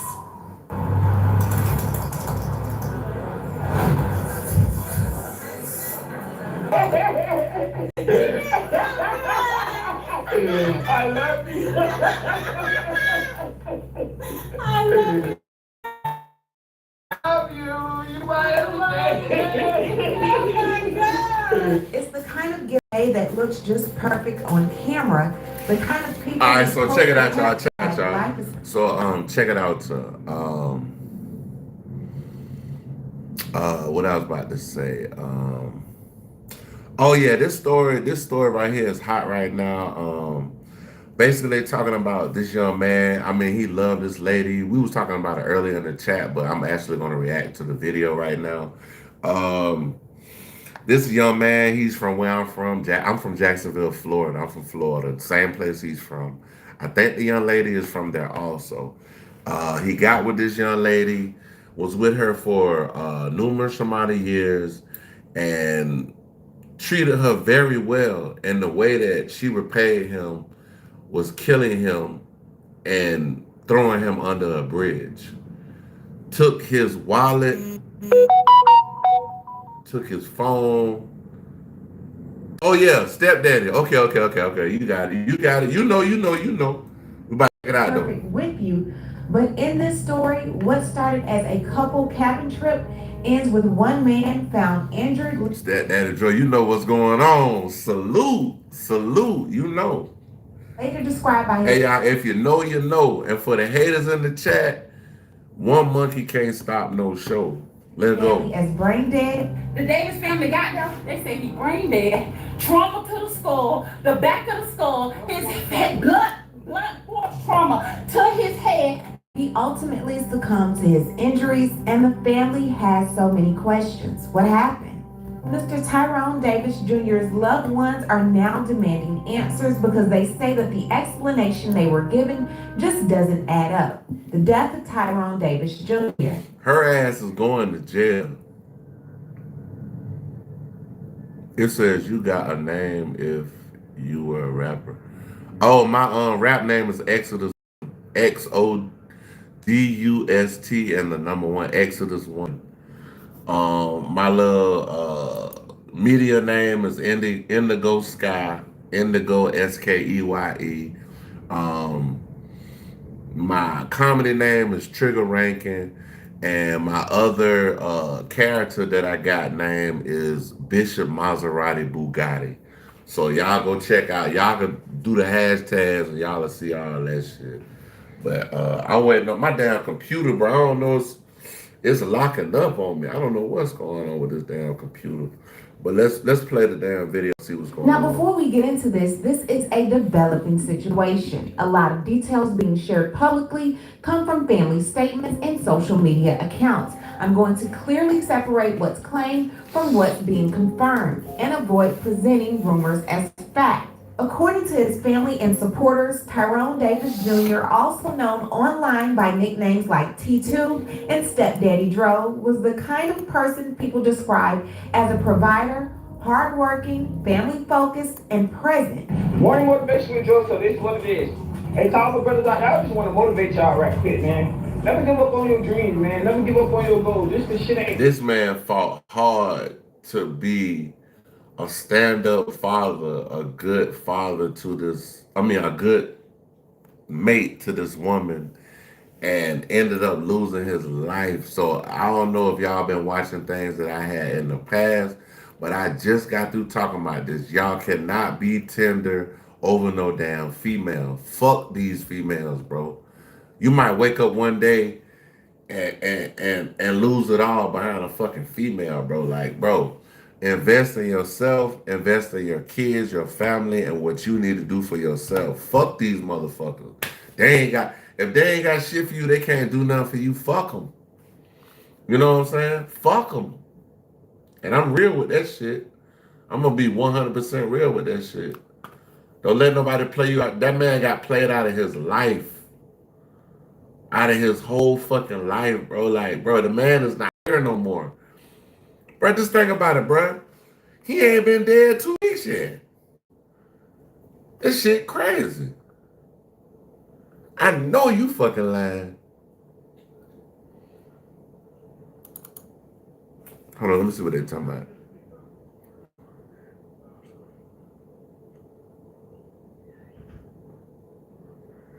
Yeah, I mean, and hey, enlighten your young man on that, because well, I look like I gotta start my whole computer over, but it's cool, y'all. I'm finna hold on, what's going on? Let me see, hold on, y'all. Let me play the video though. And go in that stand, or you don't see the results of what you putting in. Just keep going, bro. It's like at the end of the tunnel. You hear what he's saying? He's saying, man, I don't care what you trying to do. He's like, just keep going. Keep, whatever progress you made, if you don't think you made the progress you made, keep going. Don't stop.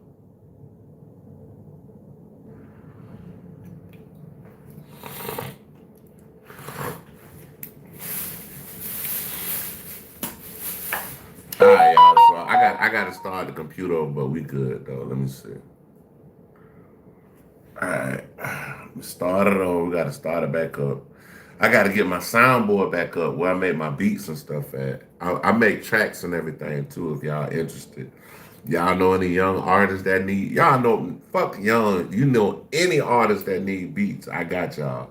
Say he wasn't just building a life, he was building a message. Motivational videos, everyday vlogs, and pride in showing up for the people he loved. And the part his family keeps circling back to, he was a father. And they say his kids were his home. He had 2 kids, and I know they ain't, whatever they say about him with his kids, I know it wasn't no lie, because the man, every time I see the man, he got a son, he got a daughter, and he dote on his kids, and he loves them. I went on his Instagram page, I went on her Instagram page, and the majority of the stuff that was on her Instagram page, she was just putting basically up how he was loving and doting on her. He was putting up everything with that and more. He's putting how he doting on this girl, loving on his kids, want to be positive, want to be a positive voice in social media, and just try to push people forward in life. That's all I want to do. But I ain't gonna lie, I don't need no bitch to do it. I can do it on my own. They were his everything. Before I got kicked out. It's every day today. Look, he with his little girl right there. Members and online followers say that He Tyrone with and his his little girl. Come on, girlfriend, man. known publicly as Lulu and connected to the handle That Damn Lulu, have been together for around 3 years, and online the relationship looked affectionate and committed. From the outside, it looked like love, surprises, dates, vacations. It's so amazing. It's so amazing. You make sure she remember that. Motivation, that's the only way to go, man. Why do we wake up every morning? Do we wake up in the morning just to lay in the bed all day? No, sir, we don't. We wake up to make a new thing happen every day. If you set goals in your life and trying to get forward in life and want to help the world or just help yourself, we ain't even worry about the world. If you want to help yourself and like wake up, bro, with a goal on how you gonna change your situation to make it better each and every day, dog. It says Kiara is her name, but they call her Lulu. I know they call her Lulu, and I think I did hear they call her Kiara and all this other shit. I won't give a damn what they call her. I call the bitch shit. I call the bitch shit. Y'all see my motherfucking shoe? She like the shit on the bottom of my goddamn shoe, bro. Fuck that bitch. Gonna kill that man. That man goddamn good as hell to your ass, and you goddamn my head. You gonna kill the man, then empty his bank account. What the fuck you got going on, bitch? Like one of my things is when I see shit like that, bro, I want to add. I want to know. I want to look at her parents. Who the fuck raised that bitch? Who raised this hoe? Who raised this bitch? I'm never gonna forget this again. Bro, it's bitches like this all over the world, not just in Jacksonville, all over the fucking world, bro. But it's bad, bro. Like, who the fuck is raising these people, bro? A bitch that she could just kill a nigga who was with her for 3 years, took care of her, literally carried her on his back. Literally. I'm talking about y'all. I know y'all seen the video. The man carried the woman on his back, bro. And she repaid him by killing him, dog. Like, bro, that last video of them at this little cabin, and he put "I love Lou" on the cabin, and he cooking for her, playing games, got gifts for her, all this shit, bro. Come on, bro. Like, bro, help me make this shit make sense, bro. Cause it don't register in my, cause I don't think like that. Like, if I had a woman good to me like that, you know what I'm saying, spoil me, take care of me, whatever. The last thing I'm thinking about is how to hurt her and take all her money from her. That's the last thing I'm thinking about, bro. But y'all know the story. Y'all know the story. Adam and Eve. Who fucked up first? Y'all know who fucked up first. Who made Adam downfall?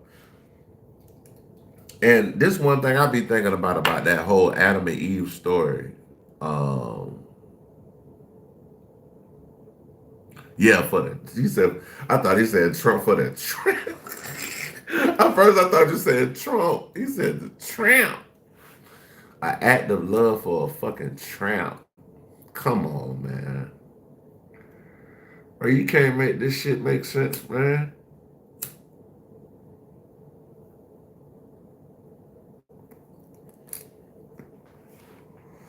It's just sad how she wild out on this man, bro. Like, and the saddest thing is like, if you look at their Instagrams and shit like that, bro, like her Instagram, his Instagram, I would have never seen this coming, bro. I would have thought these people would have been together for the next 20 years. Yeah, you know what I'm saying? Like, bruh, just looking at their Instagram pages, looking at her Instagram page, looking at his Instagram page, bro, I would have thought these people would have been together until they died, shawty. And he said something in one of the videos. He said,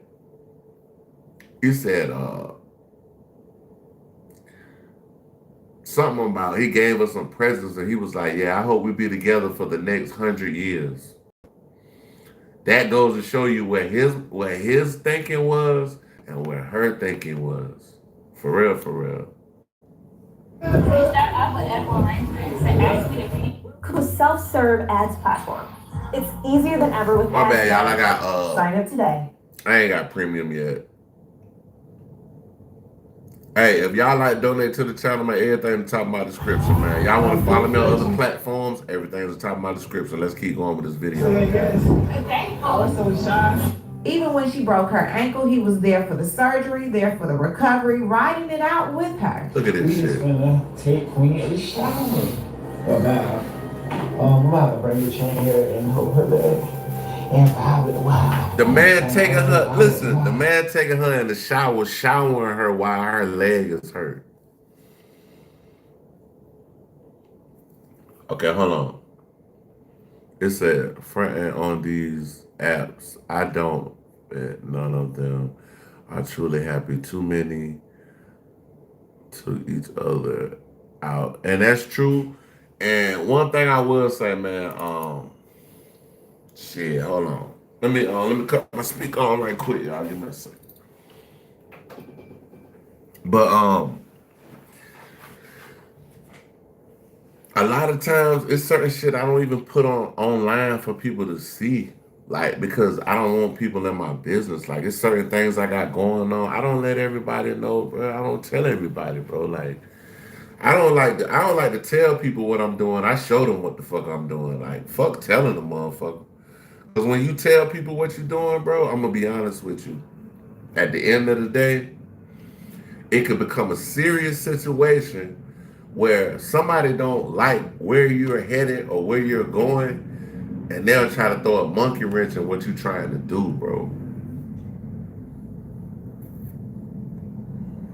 Nah, you good. I know what you're saying. I know exactly what you're saying. Ain't no pressure. Ain't no pressure. Ain't no pressure over here. You got a typo. It's cool.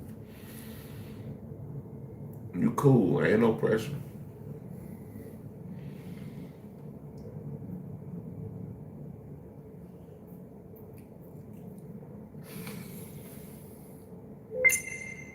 Alright, let me cut my damn speaker on. Alright, let me see. I know I be making beats, so I just gotta hear. Okay, boom. Let me put my beat cage up. And we go from there.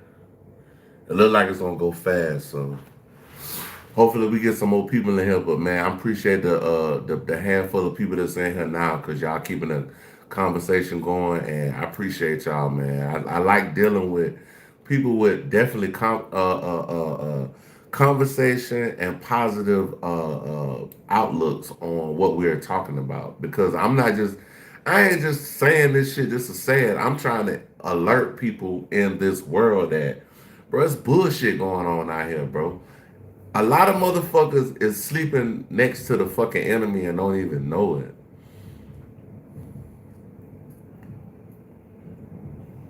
the white couple in Vegas. Oh, the YouTube couple. Oh, yeah. I know about that. I do know about that. I know about the YouTube couple. Yeah, I do know about the YouTube couple, man. And basically, they was going back and forth with a clown on YouTube. And this dude was willing to throw his life away over a YouTube beef, bro. Like, you think I'm actually one of the dudes up in here early? I got to go back in the chat. I think my man said he going to make a diss track on him. It start with an E. Exploring, some shit like that. Bro, you think I'm going to England to go look for this man, bro? Man, stop playing on me, bro. Watch out. Watch out, man. Watch out.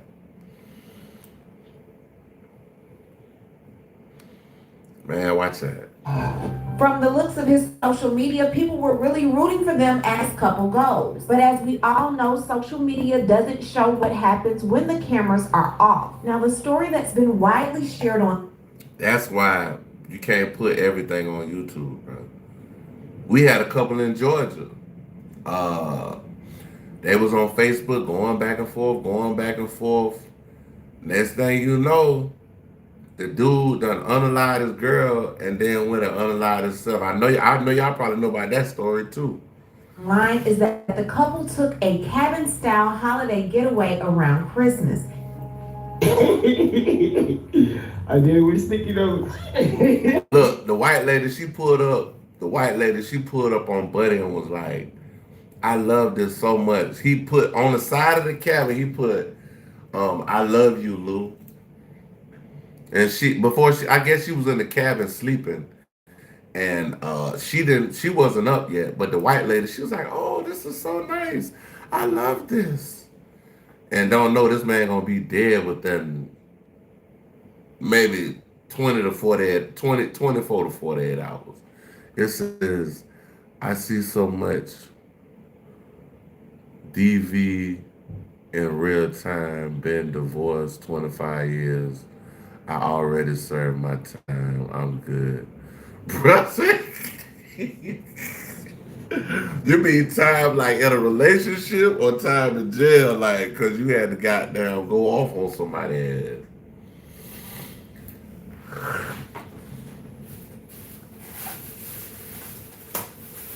else? Oh, we ready, y'all. Domestic violence. Time, man. Yeah, I spent like 7 years.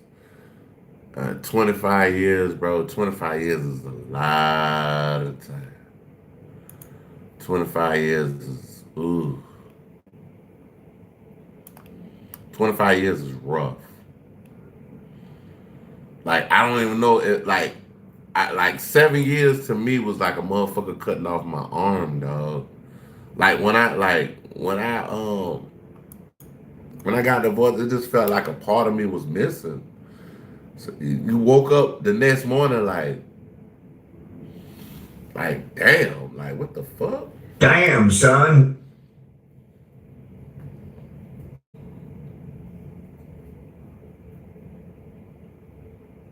Yeah, it does. And it's like after it's all over with, after you divorce from the person, you start to feel like that's 15 years I could have been spending with somebody who really was worth those 15 years. And that's the way I feel. Like I felt like I wasted my time. But the only plus that I had, I got married like super early. So I got married like early 20s. I got divorced by the time I was like 28. And I just moved back to Atlanta. I was in Charlotte, North Carolina. I was married in Charlotte, man. But I woke up that morning, I was like, that's how I was feeling. You had to stop. You like, I know that's not what I see. You like, I know, right? I would be like that right now. You know what I'm saying? Like, just let me go. Let me go. Look. I love you. Look. Listen how happy this man sounds, bro. I love you too, man. I love you. You my everything. I love you. Come on, brother, man, singing, I love you. You my everything, brother. Do y'all understand how nasty of a work this is? I had a divorce party. Hey, bro, I ain't gonna lie, bro. When I got divorced, bro, I was shouting. I was like this. I got beans, creams, potatoes, tomatoes, lamb, rice, beans, creams, potatoes, tomatoes, chicken, beans, creams, potatoes, tomatoes, lamb. Hey, when I got divorced, I was shouting, nigga. Hey, I had so much goddamn. I was happy as a motherfucker.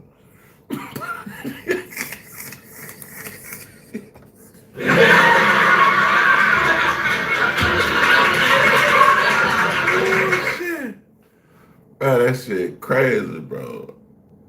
I ain't gonna lie though, it hurt at first, but after a while, oh,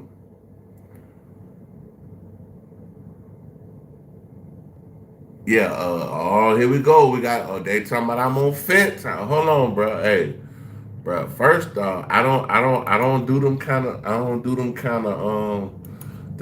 drugs, bro. Like, Congratulations, you played yourself. You played yourself, big dog. So I'm finna go down right now. So look, so this how this going, baby. Yeah, it goes away. To you. And you start feeling like, damn, I'm free. I don't gotta worry about nobody nagging me, asking for shit. I ain't gotta worrying about how you eat, all of this other shit. All I gotta do is worry about my kids. That's it. And a lot of people who don't have kids and divorce when they're married, it's better. It's better.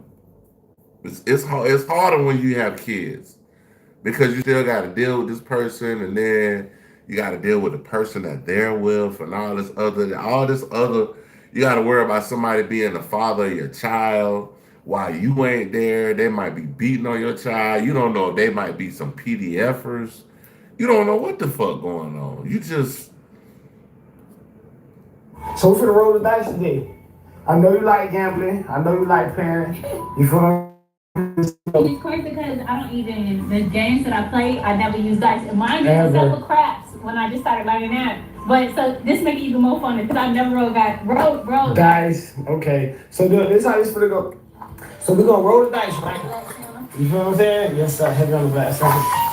So we're gonna roll the dice, right? And whatever it lands on, see it's 4, you gotta pick up a number 4 box. Oh. We roll. It's on 4. You want 4? I don't think it's no 4. It is. The green right now. Okay, You wanna try it's a to 4. Okay, keep the dough then. Okay. What you? So you kept your kids with you? You kept your kids? Yeah. Okay then. Got a steak on. Got a steak.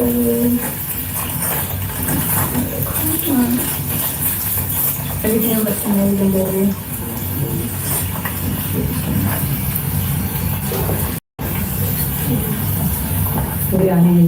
Right, this is one of the saddest stories I have ever covered or seen.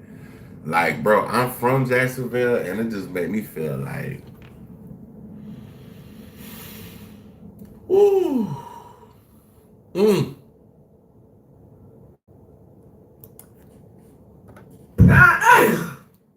sad.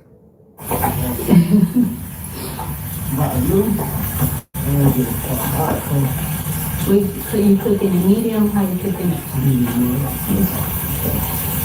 You can cook mine medium. Oh, you said their dad was stationed in Hawaii. Yes, I kept my barbers. I feel you. Then something happened. What Tyrone's family says happened next becomes... I got 2 daughters too. I got a daughter with my ex-wife, and I got a daughter with my youngest baby mama in Atlanta.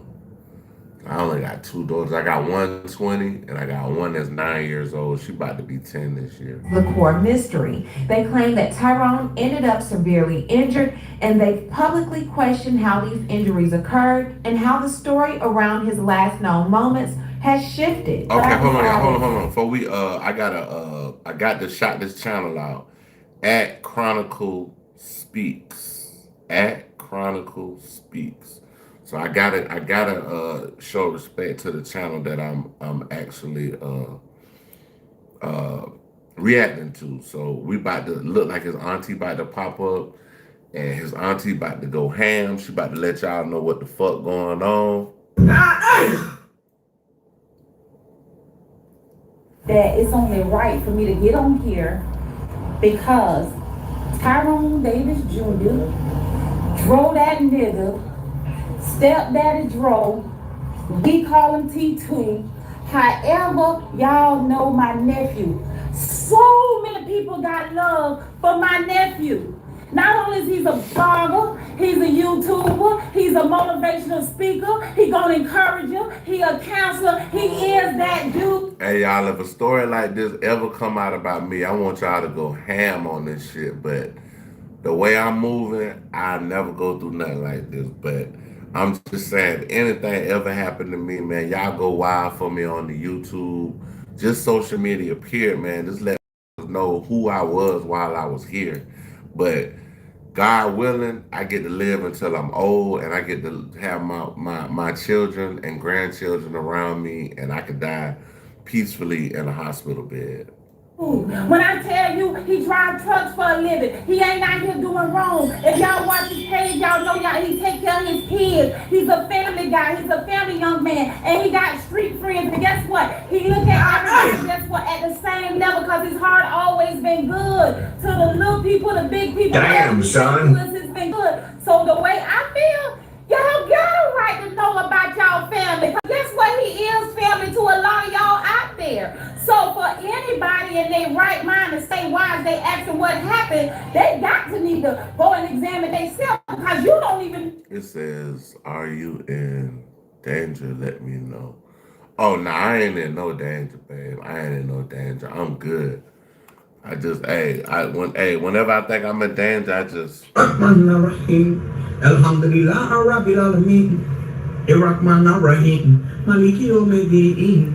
I just pray to Jesus Christ, and hey, I don't care if an alien abduct me right now. I'm just gonna say in the name of Jesus, and they're gonna bring me back. Know his accomplishment and his legacy and on who he is. He's like a superstar in our eyes. And guess what? For the main reason, they need to know what happened to T2. Just like we need to know what happened to T2. If y'all been on this page, because he got a loving heart. And he loved Lulu, what it do till the Browns come home and the cows come home, and one thing I can't say, he enjoyed her. But see, that's the thing though, bro. He loved this woman more than he loved himself. And that's, hey, look, y'all, you gotta love yourself first. Come on now, dog. Come on, man. Gotta love yourself first. When you love yourself first, everybody else is gonna be happy because you are loved. You can't make everybody else happy and you aren't happy within yourself. Happiness starts within, and then once your happiness within comes outward, that's when everything is a full circle. The circle of actual life. That's what that if y'all listen to the song on the Lion King, that's really what that's about, the circle of life, bro. You know, you gotta make yourself happy. He has celebrated with a good heart, gift, and loving, and just doing things out the ordinary on you. Hold on.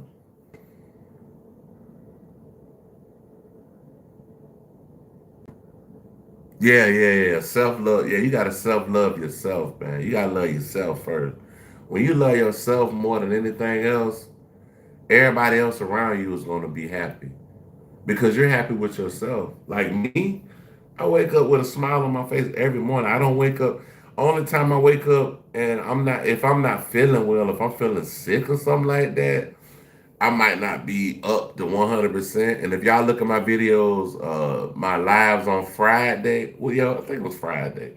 If y'all look at my lives on Friday, y'all could tell. My first live, I made it like 28 minutes. And I was like, look, man, I ain't feeling it, y'all. Came back later on that night. I did do a 2-hour live later on that night because I felt a little bit better. But it took me like maybe 3 days to get through this head cold shit. usual things to make her happy. Now I'm gonna tell y'all this. For one, he was in that cabin all week till Saturday. So this is what we got. We only can tell you what we got. Y'all need to know. Y'all need to let us know what y'all think. Okay, he was in the cabin on Saturday about 4. The little, guess what? She was riding in the car with him. They got into a disagreement, and he told her to let him out. Now, one, don't get me wrong. I know she probably loved my nephew. I do know my nephew really loved her. She said probably. Y'all gotta listen to certain adjectives or the subjective words, the adjective. Probably. She probably loved my nephew. Additionally, but let me tell y'all right here, whether she loved him, he loved her. It's a thin line between love and hate. It's a real thin line. So for one, if he told you to let him out the car and your message was you pulled on the side of the road and let him out. So now this is the first story. This is how you know she's lying. The first story is she pulled over on the side of the road. She let him out the car. Okay, boom. That's the first story. That's story number one.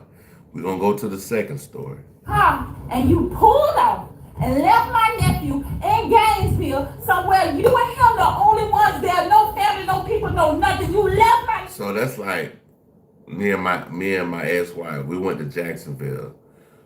She got mad because she thought I was looking at another. Like, I got my little girl in my hand, bro. Baby, my nigga. My little baby probably was like maybe some months old.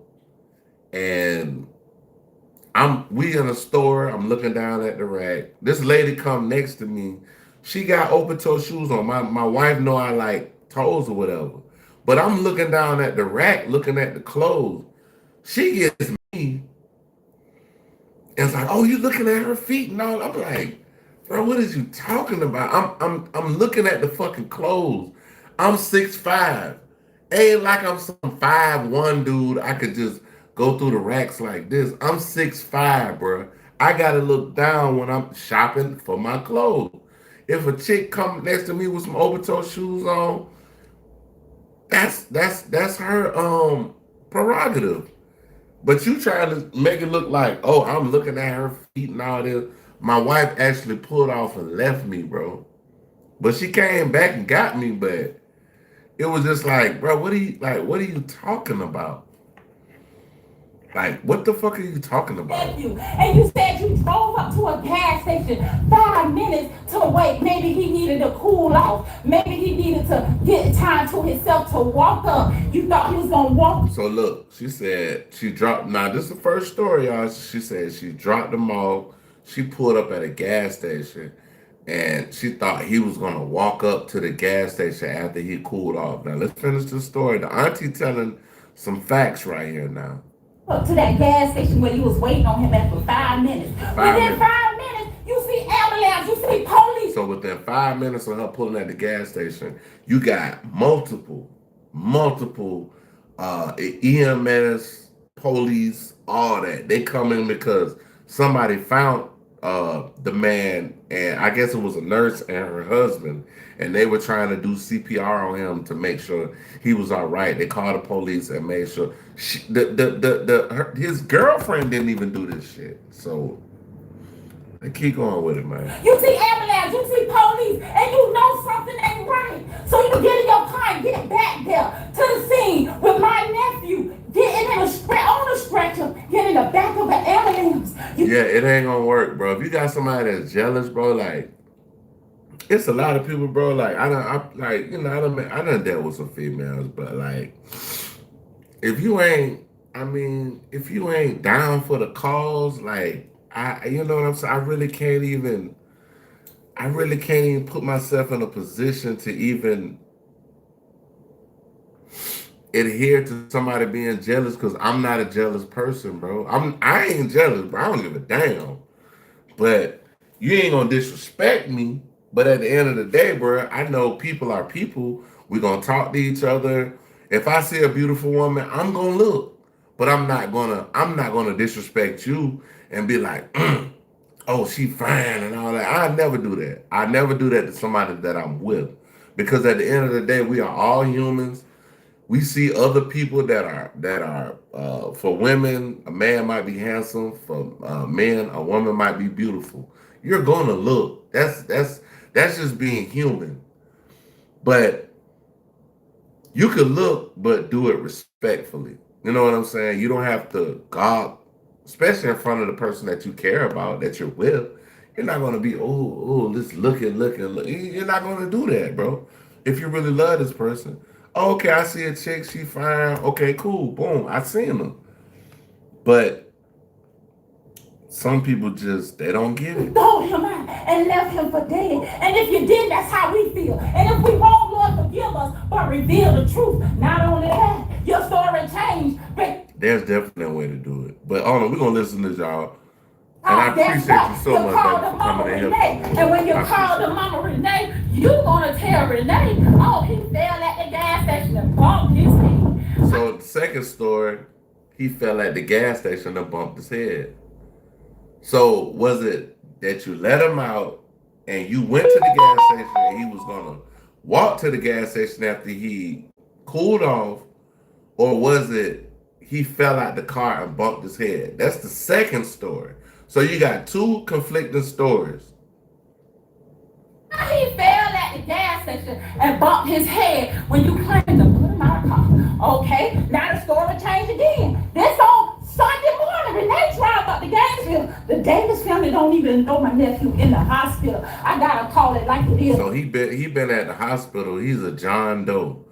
And the only reason he was a John Doe because she took all of his belongings from him. They say he had 2 guns. They say he had an ID. Not an ID, a wallet. And he had, what's the other thing? A phone. So she took all that shit right there. So now we at the point where, yeah, let's keep going, y'all. Hold on. My Davis family don't even know that she got the call and call it like it is.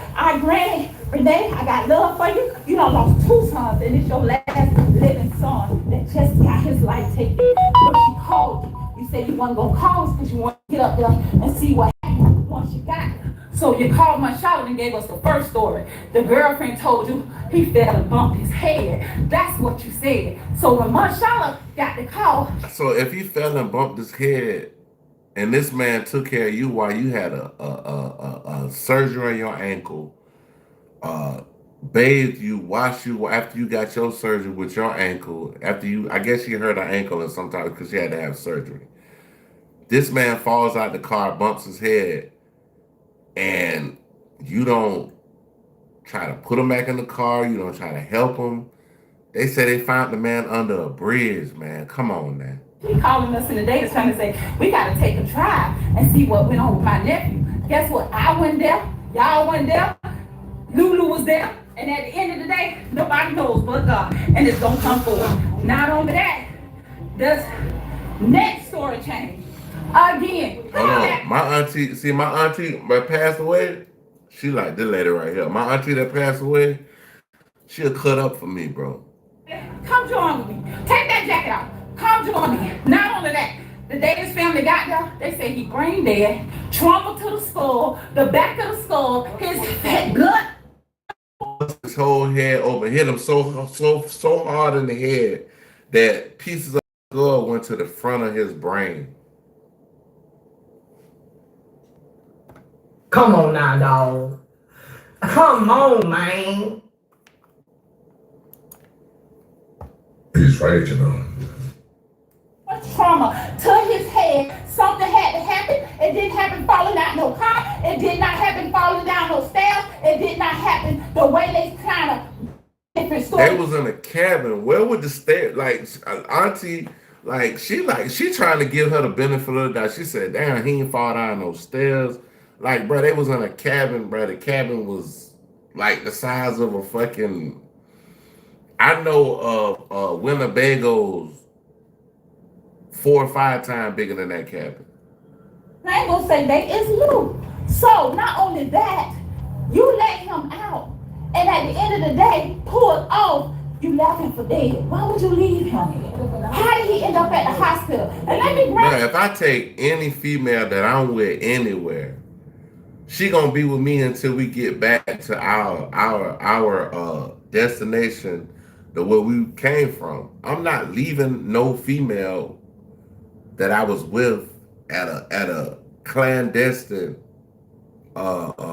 destination and leaving her knowing we supposed to go back to Jacksonville. I'm from Jacksonville. Gainesville and Jacksonville, they're hours away from each other. So yeah, hey, find you something to play with, my nigga, because I'm not that. I'm not that. I ain't that. You were watching a master at work. Y'all, they found my nephew's body under a bridge on Archer Road, on the side of the road. They found my nephew on the. So this is the thing. I'm like, this is my kerfuffle right here. This is my kerfuffle. How do you got a broken ankle? You got a boot on your foot, and this man is under a bridge. Did you drag him under there? Was you with another man? Was you with another guy? Or did you do something to him and somebody else help you?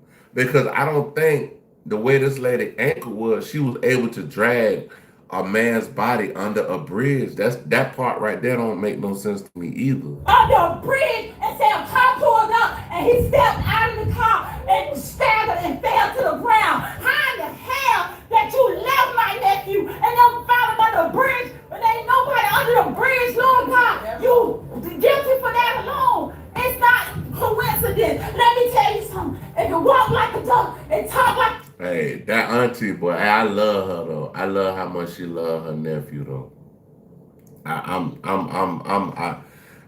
We all of us need aunties like this lady right here. Everybody in the world need an auntie like this, cause she not gonna let nothing happen to you, and we ain't gonna find out what the fuck happened. The duck, call Affleck. It's a goddamn duck. My cousin G-Boy said if a duck could pull a truck, hook him up. Some foul play not happen to my nephew. We mourning, we grieving, we angry. He love on everybody. We love all people. You don't do people like that. And then for the one say what happened to him, y'all need to know what happened to him. Some of y'all more family than his whole goddamn family. We all are going She say there's some people online that love him probably more than his own fucking family, and that's crazy. I'm finna get out of this phone because I'm getting emotional and I'm under a roller coaster. But I want y'all to know his whole skull was fractured to the front, fractured to the back. So if you hit him in the back. So that means if his shit fractured to the front and the fucking back, that means he was beat upside his head, bro. He was beat upside his head, bro. Like, that's what happened, bro. Like, he got beat to death. And that right there, folks.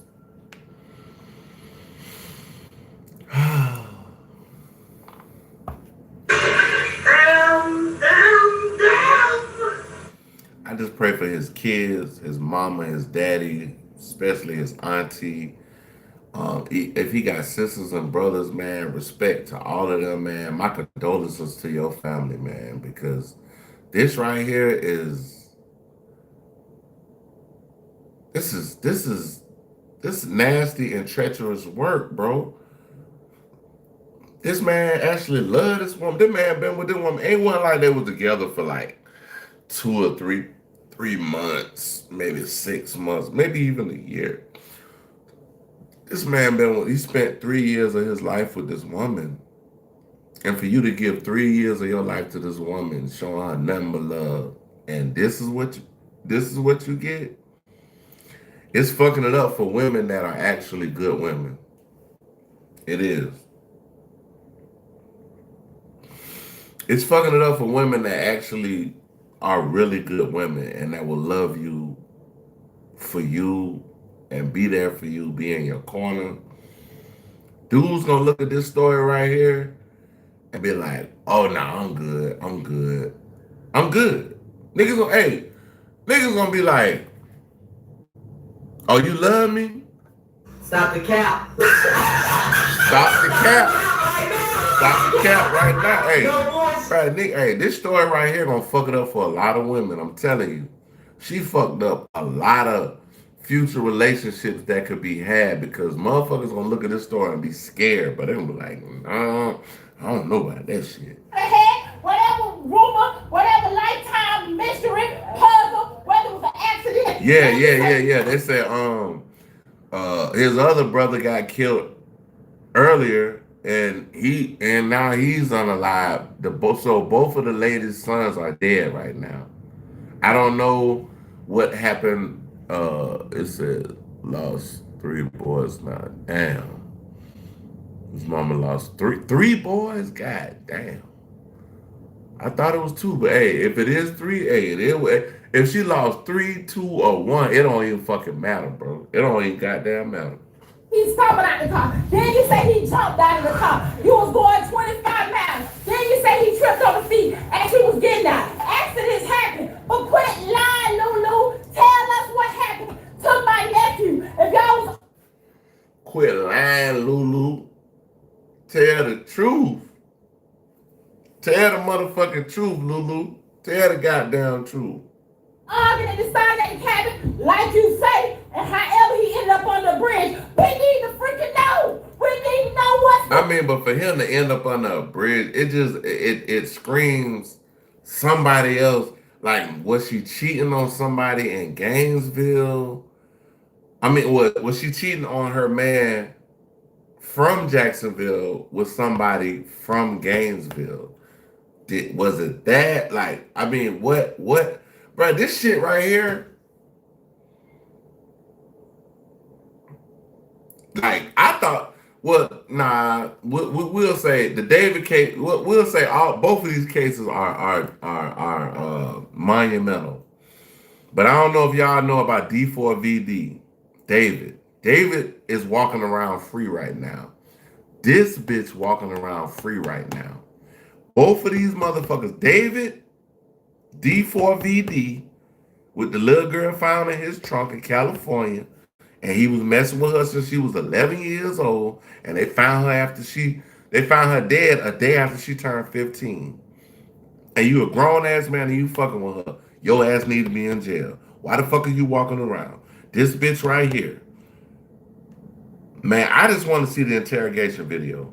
Oh no, it's not right. It's not right. We got a right to be angry. My brother Tyrone Davis got a right to be pissed off and angry by She had 3 boys, 2 girls, and she lost, the mama lost 3 boys now. That's cold-blooded. And I ain't gonna lie, y'all, I'm from Jacksonville. I know Jacksonville is dangerous, bro. I don't know if y'all know about ATK, KTA. It's a lot of deaths that had to go through with that. Julio Fulio, just all that gang stuff. Jacksonville is a dangerous area, bro. Damn. goddamn son. This is a senseless death. Yeah, God knew he was gonna check out. But guess what? At the end of the day, decisions are easily had to be made. He loved you, girl. And at the end of the day, if you're taking a side and you're blaming, you just as guilty as can be. You just as guilty as her. Because if you can't see it, Ray Charles can see it. If you ain't got that in conscience, tell the truth. What happened?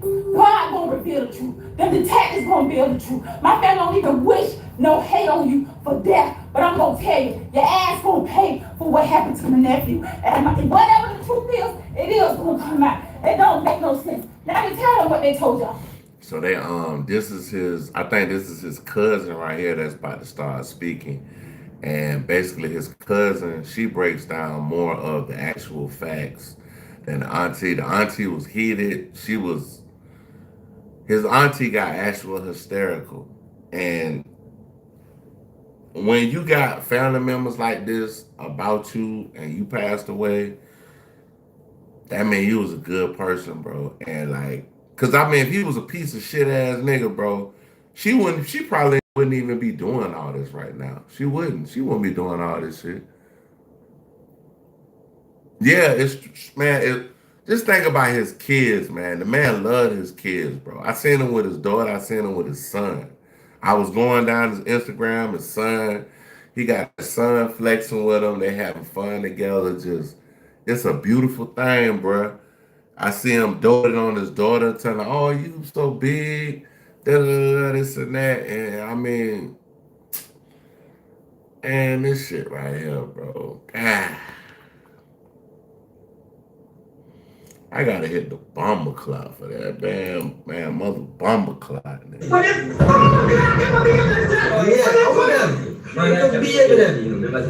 Bearded them. It's different stories that have been told, man. We don't want to hear. We don't want the phone call. She might talk after, but I don't want to do it right now. The story ain't adding nothing. We just want the story to add up. We need 2 + 2 to equal 4. I can't say what happened. I wasn't there. My family can't say what happened because we were not there. But what I am gonna say is he was left on the side of the road in the city that he moved from. He left on the side of the road on a city he ain't from. Just think about that. And I don't know, whoever in the chat, y'all go check out his Instagram, and I wouldn't even tell y'all, don't even go look at that bitch Instagram. But most of the shit that was on her Instagram was about him treating her good. Most of the shit with him was motivational speaking, doting on his kids, loving on his girl, and basically just showing people how to, be more productive in life. And who wouldn't want to love a guy like that? And you know what I'm saying? This shit, man, it ain't making sense. It's not adding up, but woo! Hey, I got daughters, and I know a lot of things happen bad to women, but boy, I got that. But a son getting killed by a woman, I know that's a hard pill to swallow as a father or a mother. No phone, no ID, no gun, no nothing. I was told he was left. So they say he didn't have his ID, no guns. I said that earlier. No ID, no guns, no phone. So you took all his shit.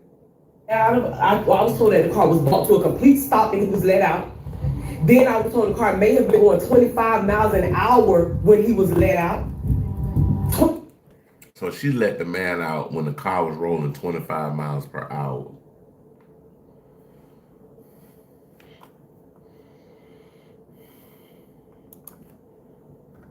Stop the cap. Stop the cap right now. No bullshit. 25 miles an hour, you can't do 25 in the school zone. But you stopped and let him out at 25 miles an hour, the math ain't mathing. I just say 2 + 2 need to equal 4, whatever happened. But what the thing about it is like, was it like, and I say in the something in one of the comment sections, they was like, was it somebody in the back of the car? Come on now. And that too, but somebody in the comment section was like, they was like, was somebody hiding in the back of the car, and maybe he hit him in the back of the head or something like that, and then they pushed him out. Yeah, somebody had to be driving, and it looked like it was. Now, if I'm not, I got to go look back at the videos of her foot. It would be extremely hard to drive with a cast on your foot and push this man out, beat this man in the head with a bottle, with a cast on your foot, then push him out like that. But then they said they found him under a bridge. Like, what the bridge part is the part that got me like. The bridge part got me kind of fucked up, dog. The bridge part got me. Like, I actually want to see like how did, like, on that road, because they said he had went to Papa John's, got some pizza, but the pizza box and the wings was outside of the box by his body under the bridge. Yeah, she had a boot on her foot. She had a boot on her foot. I'm gonna play this. I'll be right back. I use the bathroom. Be right back. Even if you didn't do something to him, you responsible because we left him in your hands. You was with him. He loved you with everything in him. So to leave him in the city that he ain't from, on the side of a road, for him to be found and taken to the hospital under John Doe, because you weren't there. They caught him in the hospital under John Doe. We saw the hospital records. They say a couple on the side of the road stopped and the wife happened to be a nurse.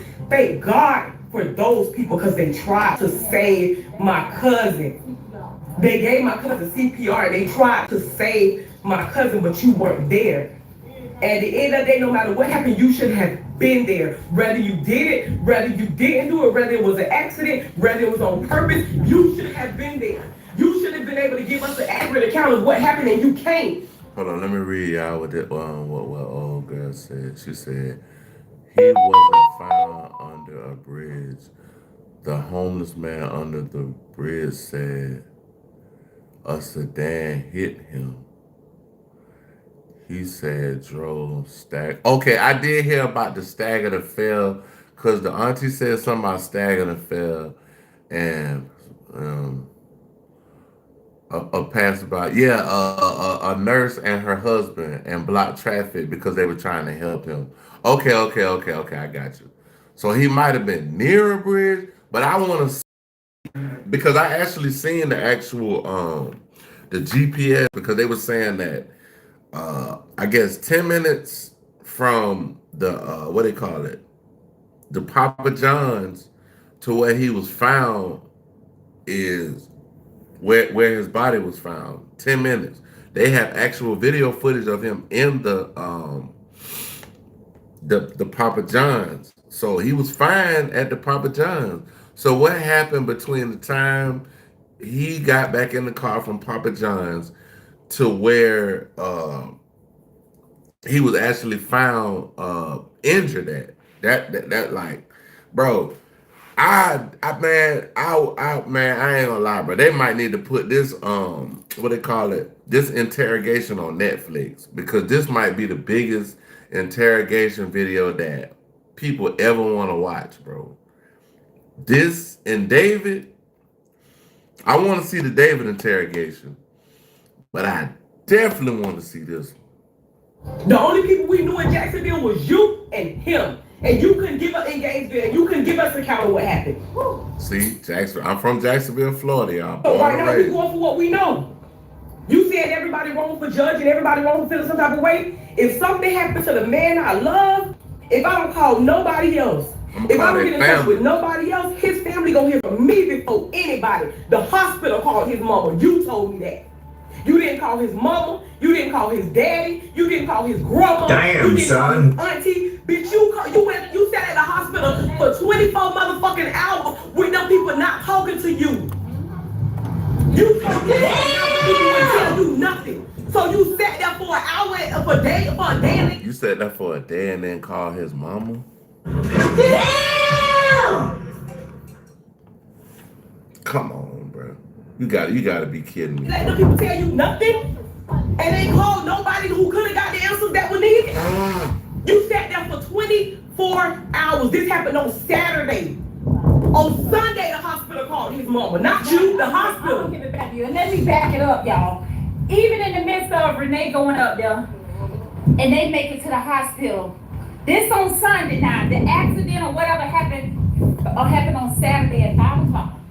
So now Renee find out Sunday morning she go to Gainesville. Marshala got the call. Okay, so Renee and his mama, I guess he got hurt Saturday, and a whole 24 hours later, instead of her call the mother and be like, something happened to stepdaddy or whatever, Tyrone.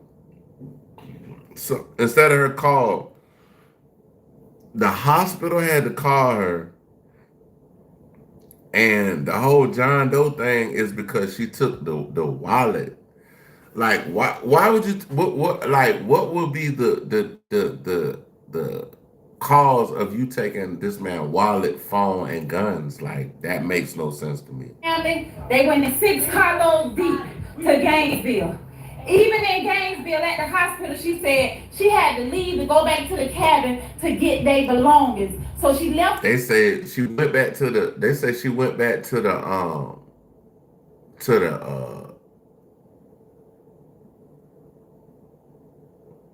Oh, Trick, yeah, did dirty Trick. She ain't had no answers. See, this is a thing that's gonna mess her up. The whole outlook, like just the look of everything that she got going on, bro. Like that's the part that's really gonna bury her. And like I say, I want to see this interrogation video so bad. Y'all go check out what's his name? Crime Circus.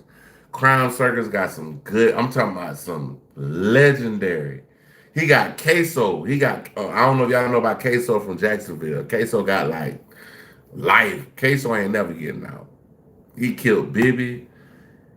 He killed a whole lot of people, but I think Queso killed his own cousin. He had a rap video where after he killed his cousin, he had like a little miniature figure made of his cousin.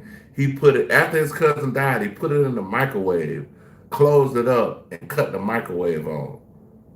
It says the secrecy from the family was wrong. Yeah, that's definitely right. And I mean, that's what they saying. They're like, bro, like so if this happened, like that's just like right now. And I will just say, because I ain't got no girlfriend right now. Let me see. Okay. We'll put it like that. Me and my ex-girlfriend, we best friends. Me and my ex-girlfriend like sisters and brothers. We love each other to death. Even she got a whole nother nigga, everything. I ain't got nobody. And I keep telling her, hey baby, I don't want nobody else. Me and my ex-girl are like, we like this. We like this. If me and her go to, cause me and her, we go to different places. We done been from LA to New York. We go Alabama and all that shit. We be gambling and all kind of shit. That's like me and her go to Alabama and something happened to her. And I take the car and just drive it back and don't call her mama. I got her son number. So if anything happened, I'm calling her son, let her know, hey, this and that. Hey, bro, y'all need to come down to Atlanta. Because I know if I talk to her son, her brother, her mama, her daddy, everybody gonna come down. That's like me just leaving her in Alabama and coming back to Atlanta, like, and don't say nothing. No, don't call her son or nothing. Like, that's weird, the hospital bro. with the mama there, so Davis could get up there and went back to the cabin and to a parent to get their stuff. So look, my sister called the cabin man who rented it out. So look. That cabin to get they. So she went back to the cabin to get their little shit out there. Like, what? Like, why? What's so pertinent about you getting the stuff out of the cabinet? I mean, out the cabin and dragging it back to the car and all this. Bitch, you got a boot on your leg. What's so pertinent about this shit?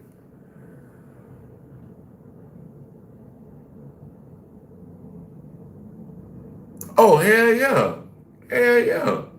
My ex-girlfriend, I ain't gonna lie to you. Me and my ex-girlfriend, we haven't messed around in like 2 or 3 years, but she got a dude. I mean, we cool. Like, bro, it ain't no pressure, bro. Like, bro, I ain't gonna lie to you. I love her, bro. Like, that's like she's here for me. I'm here for her. She's did a lot for me. I did a lot for her. We just friends. It didn't work out, but we slick better on friends than we is in a relationship. Man, me and my ex-girlfriend talk every day, bro. Every day, damn near all day. But it ain't nothing. It's nothing sexual. I don't be like, oh, we ain't gonna no. I respect her relationship. But it's just the fact that when we was together, we got a common bond. And it's like, okay, it didn't work, but after it didn't work, we didn't talk for maybe 2 or 3 weeks. But after that, she came back, we was able to talk and work it out as friends.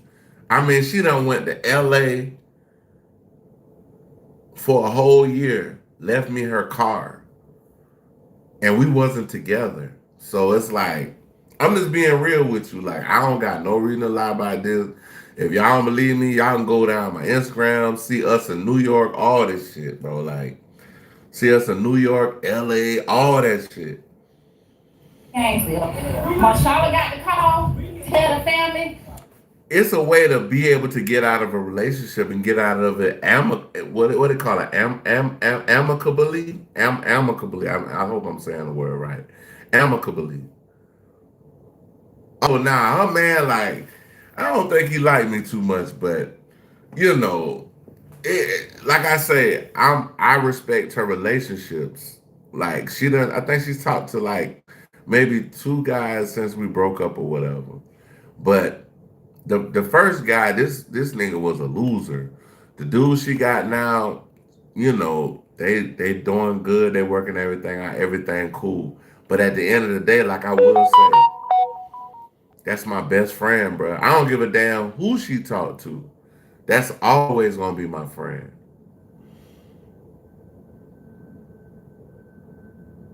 To stimulate someone, I'm right with my ex too, but not hanging out. Okay, yeah. That's what I'm saying. Like, I mean, you ain't gotta, bro, y'all can break up and still be friends, bro. Like, I'm just being honest with you. They went in 6 carloads deep to Gainesville. Even in Gainesville at the hospital, she said she had to leave to go back to the cabin to get their belongings. So she left the hospital with the mama there. The only thing I gotta say is, bro, when they catch this bitch, it's gonna be like, definitely. For Davis to get up there and went back to the cabin to a parent to get their stuff. My sister called the cabin man who rented it out. See, that's cool. 36-year friendship. You see what I'm talking about? Everybody can't do that, though. Everybody can't. Everybody is not mentally or emotionally. I say emotionally. Mentally or emotionally. They don't want to see nobody with their ex. Bruh, that shit don't mean, bruh, move on. It's better. You can get better, but you don't have to hate on a person that you're not with anymore. Okay, we ain't together no more. I can call you, hey, what's up, baby? You all right? You good? You cool? How you doing? What's up? What's going on? Like, but me and my ex, we talk every day, bro. Like, we talk like we family, my nigga. My daddy died last year. My daddy died December 18th. I didn't know how the fuck I was getting down there. I didn't know what the fuck. I mean, it was just, it came so fast. It was unexpected. Guess who took me to the funeral? My ex-girlfriend. Y'all don't believe me? Go on my social. You'll see that. You see what I'm saying? Now everything cool. He had to transition. I hope he's in a better place. I hope he's in a better place. And at the end of the day, you know, she took me down there. I wasn't with nobody. Cause I ain't gonna lie, after I broke up with my ex-girlfriend, I had one little chick that I kind of fucked with, but she moved away. She moved to Texas and stuff like that. But you know, she come back and forth and stuff like that. But you know, right now I'm just chilling, bro. Like after this shit right here, I'm good. What he said was he heard about an incident that happened in the cabin. Come on out here, I tell you. I don't want to talk on the phone, and I'll talk to the police too. They went and did their own investigations at the cabin, and the man said he got a call from one of the other neighbors at the cabin because there's no video about an argument they heard and got so heated, and they said the young lady seemed to be the aggressor. They walked around to the... So they heard the argument. The young lady was the aggressor. Now check this out now. They heard the argument. The young lady was the aggressor. He ends up dead. I mean, what y'all think the police gonna ask her?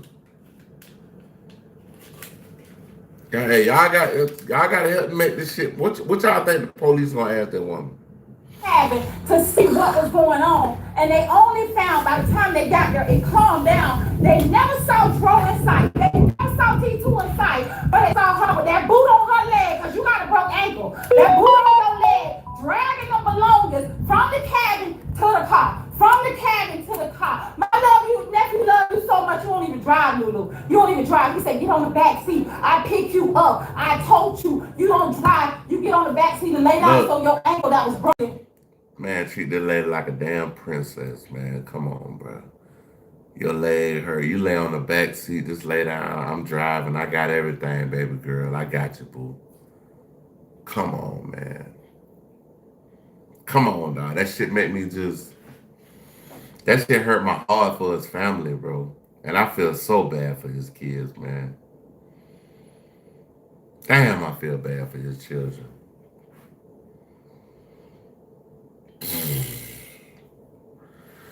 Man, bro, call the police, bro. In the criminal justice system, the people are represented by two separate yet equally important groups: the police who investigate crime and the district attorneys who prosecute the offenders. These are their stories.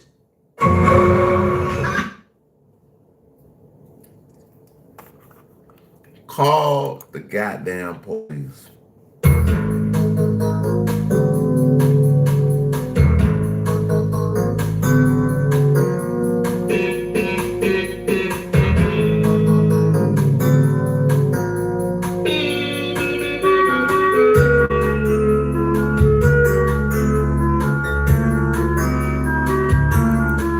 Hey, well, I don't think we got nobody in here, just me and you, baby girl. It's cool, though. We Gucci. I ain't need no pressure. But I thank you for showing love and telling them to hit the like button. I thank you so much for that. I appreciate you. But yeah, we're going to have to get to the bottom of this shit. We're going to have to get to the bottom of this shit. Hey, y'all go look at my, because I'm about to start doing shorts and everything. You said they just left. Oh, I don't give a damn. Hey, they can leave. They going to, hey, just like they leave, they can come back. Shit. I don't give a damn. Healed. That's how he take you, carry you like a princess. See, I do this shit like YouTube. I'm trying to get my hours up. I'm trying to get like 4,000 hours this year. At least 4,000 hours. At least by my birthday, by June. It says my page is shorts only. So so when I first kind of started doing it, I didn't really know. I was doing videos, putting them up. Then I started doing the shorts, and my shorts started blowing. And then after that, after I started getting like some traction, they was like, for you to get, monetization, you got to get 4,000 hours. So like this year right here, that's why I'm headed for it. But with that being said, man, we gonna make it happen. With the shorts, you gotta have like, I forget how many millions of views to get monetized. You gotta have a certain amount of views to get monetized on shorts. But if you do lives, if you get up to 4,000 views, you get monetized. Cause I already got the subscribers. I got like damn near 26,000 subscribers. I mean, well, yeah, no, 2,600 subscribers, not 26,000, 2,600 subscribers. So I'm a small channel, man. Y'all see, I'm doing my own thing, man. Oh, 3 million? Oh, okay. Yeah. The man told my sister she never came back to this cabin. I rented it out on Saturday. The moment they left, somebody else checked in. She never came back and got their belongings because she already had their belongings. Let me tell you. You say you small, you 4'4"? Talking about feet and height? Like 4'4" height? It ain't making no sense. My nephew's skull was fractured so bad. They said the trauma that hit him, that blunt force, broke his skull and caused pieces to go to the front of his temple on both sides. On both. Baby, keep doing what you're doing. Like, don't stop. I hope you sub to me. It says, heck, now I'm a big girl. It don't matter. Hey, I like big girls too. I like fat, skinny, short, tall. It don't matter. You look good enough, I jump on your big ass. I'm talking about I get all over your big ass. Stop playing with me now. I get all over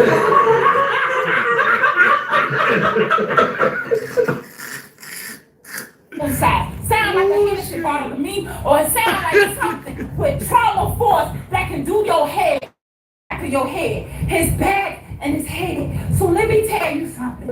I don't know and I don't care who don't like my life or who got something to say about Tasha why you did that. Because I needed to do that. At the end of the day, nobody ain't in our shoes. We getting attacked back to back. Yes, it is God will. Yes, it's already written. God know how he's gonna check before he left here. But guess what? Somebody need to be held accountable. Oh, now you ain't gotta worry about me playing with it now. You ain't gotta worry about me playing with it now. Come on now, dog. You ain't gotta worry about Come me playing on, with man. that shit now.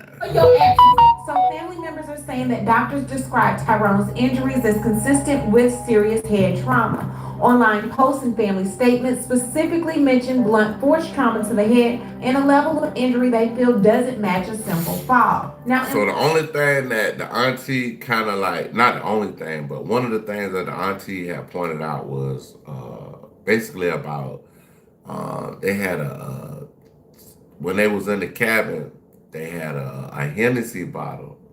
And if y'all know anything about Hennessy bottles, bro, you can kill somebody with a Hennessy. You hit somebody upside with a Hennessy bottle, it might be trouble out there. Dig. Let somebody bust you upside your head with a Hennessy bottle and just tell me how I feel. Like, just text me and be like, hey, they hit me upside my head and I'm going to tell you how I feel.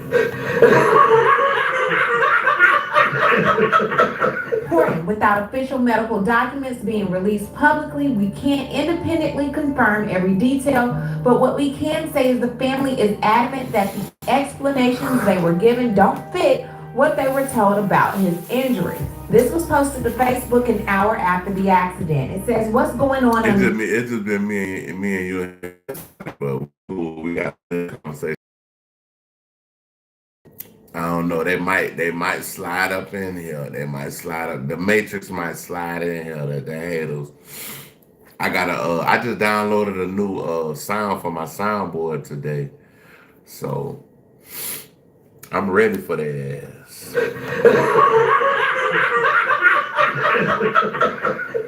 Oh, I ain't downloaded yet. I gotta download it probably when I get offline. But yeah. Intersection of Southwest Archer and I know for sure I'm about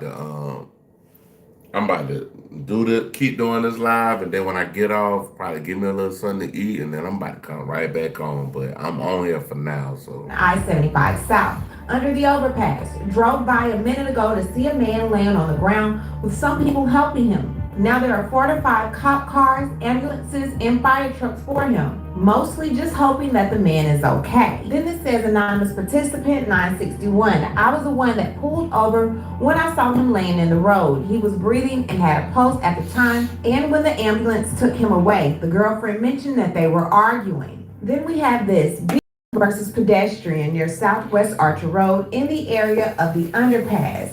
We have law enforcement responding with us. Caller passing by advising a male patient injured after being hit by a sedan. A sedan versus a male patient.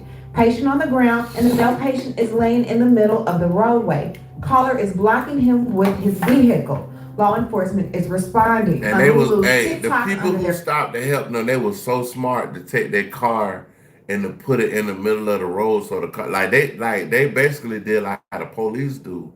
If something goes down or somebody is in the middle of the road, they usually block the road off. But they were so smart that they took their car and put it in the, I guess, diagonally, if not diagonally, counterclockwise, so no cars could come, so they wouldn't do any more damage to him. That's how you know that the guy that was driving, or if the lady that was driving, she was a nurse, because she was able to tell them how to edge the car so the cars wouldn't keep coming, and give him the right amount of assistance that he needed until EMS reached the Post says scene. something is so off. Watching after the fact, she looks like she loves him. And Lulu says, I do love him with all of my heart. His death was an accident. An accident, bitch. Hold on, bro. Hold on, bitch. It's an accident. Stop the cap. Cap, No bitch. voice. Stop the cap. No Outside bullshit. of either one of our control. On another post on Facebook, she says, we were truly happy and it was an accident outside of either one of our control. There was no bottle or gun. The autopsy report and witness reports will prove my innocence. People are coming up with their own narrative. But I'm gonna start off with Uno. Thank everybody that's been. Baby, look here. That's how you know I love this YouTube shit. It's just me and you in here. And we still rocking. That's how you know I love this shit. Some motherfuckers, they be like, oh, I ain't got nothing but 10 people in the room. I don't give a fuck about that, bro. We doing this shit. We doing this shit, bro. And we ain't gonna stop. We gonna pull the wool off these niggas' ass out here. Reaching out, reposting, resharing, also just showing love for his family and the burden that we carry. And if you gotta go in a, look, if you gotta go in a zero, I'm gonna stay in this bitch until they fly back in this motherfucker. But hey, I always gonna have respect for you because we done talked for maybe 2 hours at this point. So I respect you. I gotta see what the hell your whole name. Let me see what it said. Oh, coffee. My bad. Coffee. Understanding how my nephew. Hold on, coffee. Where you from, coffee? Where you from again? I forgot. Where you from again, coffee? You went on a vacation and ended up under a bridge. We know when you pulled off in that car, you pulled off with his cell phone, you pulled off with his wallet, and you pulled off with his gun. No man on planet Earth, yeah, he had 2 phones, and you pulled off with all his stuff. But one thing I gotta say, yes, we said it started at the hotel. We know that. I can't tell y'all, but I'm gonna tell y'all like I said on my Facebook, and if you didn't see it today, I said one thing we do know. We don't know what happened, VA. but we do know he ain't Humpty Dumpty. He ain't. You from Villanova? I mean, I'm finna say Villanova, like New York. That motherfucker said Villanova. You from VA? That's what's up. Virginia Beach. Oh yeah, I ain't gonna lie to you. It's one of my favorite, and I don't fuck with Drake like that no more. I used to fuck with Drake years ago, but after about a year and a half ago, maybe 2 years ago, I stopped fucking with Drake after Kendrick just dust that nigga off. But yeah, one of my favorite songs is called, I think it's called Virginia Beach or something like that. Sat on the wall and had a great fall. Guess what? I know one thing happened, and whatever it is that happened, we praying that it come forward. I also know y'all left that cabin and y'all went and got a room because y'all checked out the cabin. Y'all got a room. Then you said that you left the room and you went to Papa John's Pizza. Guess what? The detective said you've been to Papa John's Pizza, and guess what? The Davis family. When they hit Gainesville, you best believe they just told Gainesville streets down. So if she said the detectives told them that they already know that he left Virginia Beach, I mean not I'm talking about, I'm mixing this shit up. If the detectives already know that that he was at Papa John, because they got the actual pictures of him in the actual Papa John getting the pizza and the wings. So that's a timeline. Once you got a timeline, but see, the thing about the David timeline is, do you know about David? Do you know about the David shit? The thing about the David timeline is, they like the way, okay, so with David, when they found her body in the front, which is the front of a Tesla, it's called a frunk. Because Teslas are made like, what they call them shits? Teslas are made like Lamborghinis and like sports cars and shit. They trunk is in the front. Hold on, y'all. If you found her body in a trunk and her body could have been there we talking about Celeste now, y'all. We're not talking about oh boy. If Celeste's body was found in a trunk and she's been decomposed to a certain degree, and they say, well, allegedly, this is allegedly right here. They say her body was chopped up. If you found her body in the front of a trunk and her body has went through a certain degree of decomposition, you won't be able to. No, not days. She was in the trunk for weeks. Weeks. Celeste was in the trunk for weeks. We'll go to that shit too. Let's see what we got. Hold on. Now we ain't gonna go to it. We're gonna finish this video, but because it ain't got that much more left, but and they call it the front, but you know the test is called a frunk. Cause it's in the front. Yeah, months. It was in the trunk for months. So like her body was decomposed so bad to where it was like they weren't able to even figure out how she passed away. So it's like all of like this shit right here, like the Davis shit, bro, make me seem like this nigga is an evil fucking genius, bro. An evil genius, bro.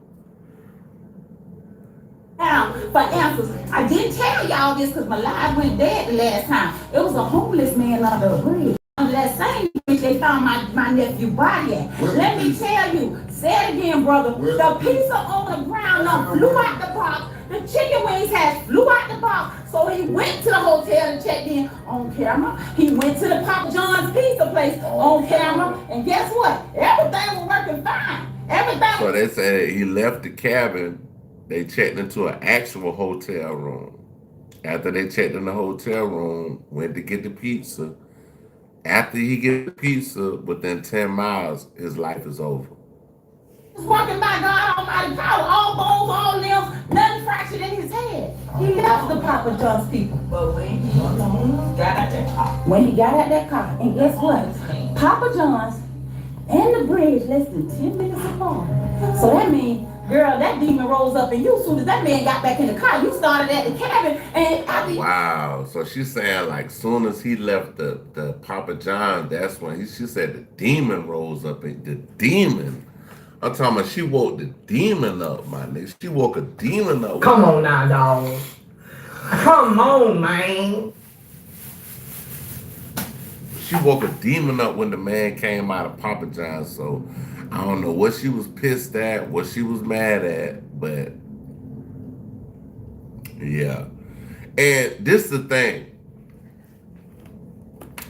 This is my assumption. Don't take my word for this. I think for sure, I think either when they was together in these secluded places in this hotel, I think some infidelity was found out. I don't know if it was infidelity from her side, or I don't know if it's infidelity from his side. But just think of maybe he left his phone in the car when he went to go get the pizza. Hypothetically, he left his phone in the car. She went through his phone, seeing he was talking to another woman and got pissed off. Or she could have been cheating and he was upset with her and she retaliated. Not retaliated because the man looked like he ain't never want to put a hand on this woman. Like he treated this lady like a princess. So maybe it was like, damn, like you cheating on me and I'm making a fool out of myself like this. That's horrible, bro. Like that's why, bro, like I don't really like relationships. They come and they go, bro. They like a dime a dozen, bro. Like, and if you find somebody that really love you and care for you, you better hold on to them like you holding on for your life. y'all got cool, you still on that. You still on that. So between Papa John's and the bridge, something had to happen. And I'm gonna tell you, like the homeless man said, by the time he looked over, he barely saw a stagger and he collapsed. So, okay, I'm gonna run it back.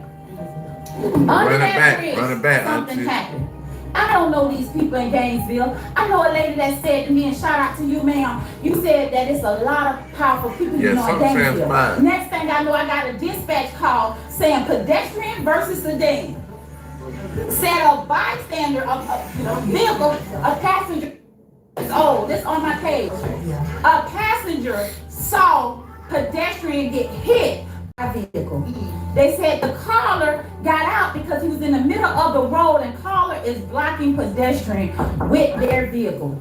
Now, why would they be in her Infinity truck? And guess what? She don't drive. She don't drive. Her ankle broke. She ride and guess what? That's what you said. That's what you said. Coffee. Didn't you say that? You said, how could she drive with a boot on her foot? That's what you said earlier in the chat. You said, how the fuck is she driving with a boot on her leg? So did she have a nigga meet her? Did she say, oh, okay, we finna get a hotel room because we're not gonna stay in the cabin.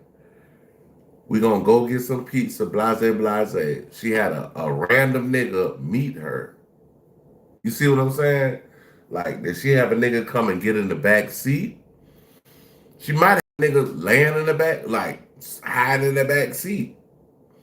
And when he got in the car, the man might have just bam, bam. I'm talking about hit him in the back of the head, and then they pushed him out or whatever, because even with her with this leg, bro, like it's just the whole leg thing throw a monkey wrench in how police gonna look at it, because they're gonna be like, this might fuck her up even more. They're gonna be like, how in the fuck did you with a boot on your leg do all this shit and push this man out the car?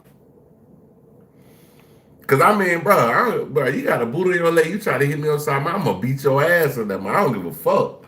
I'm gonna whoop your motherfucking ass in there. You hit me upside my head, I'm gonna beat the fuck out you. I don't give a fuck, man, woman, whatever. I don't give a damn what you is. Nigga, you ain't gonna put your hand on me. Miss Lou ain't Lou. Her name Kiara. Miss Lou is a girlfriend to T2. She's not his wife. And I know it's so much mixed up communication on this situation. But it's okay. I'm gonna tell you this, the investigators are doing their job heavy. It's wide open. They're going full force because this family ain't letting up, so we're gonna let them do their job. We don't know what happened. We know he ain't Humpty Dumpty, but we gonna get to the bottom of it, and we're gonna have patience and wait. Yes, everything is moving by God's power, and it's gonna be released in the name of Jesus. We speak that for justice. I'm talking about in the name of Jesus. I'm talking about. Even with that being said, so I'm gonna leave y'all there because that's what we stuck at right now while they do the investigation. Number 2, why did you transfer the money out of his bank account that he said shared with my sister the day after? So you transfer all the money out of his account a day after he died? What? Oh my God! He was pronounced deceased at the house. My sister and T2 share a bank account. The account is on 0, and it shows the money was transferred to his single account by himself. You got access to his cell phone. You got access to his bank account. If you ain't money hungry and desperate, you got all access to everything he got. We ain't worried about no worldly possessions. We screaming justice over here. We want justice over here. It ain't about the money. He got a. That's why I feel like if she got a whole boot on her leg, okay, we'll put it like this. If she got a whole boot on her leg, she might not be in the best of care. So it's like, it feels like it's something fishy. It feels like it's more to this. Like, it feels like maybe it might have been somebody helped her with this. He got a wardrobe. He got a song. You think we give a darn about a clothes? We would rather have my nephew here. We would rather have my nephew with breath in his body. If you ask me, I'm going to tell you real quick. I said he should have dusty rolled in the car, fired on the shut him out, took the domestic violence charge, and then just bonded out. But did you hear what she just said? She said the same thing I said. She said, nigga, you should have fired off on her ass. Listen, bro, listen what she said. Rather have my nephew here. We would rather have my nephew with breath in his body. If you ask me, I'm going to tell you real quick. I said he should have dusty rolled in the car, fired on the shut him out, took the domestic violence charge, and then just bonded out. But he not that know guy. she old He's school. not Hold that on. guy. She said Dusty Road. Boy, y'all know who Dusty Road is, nigga? Do y'all know who Dusty Road is?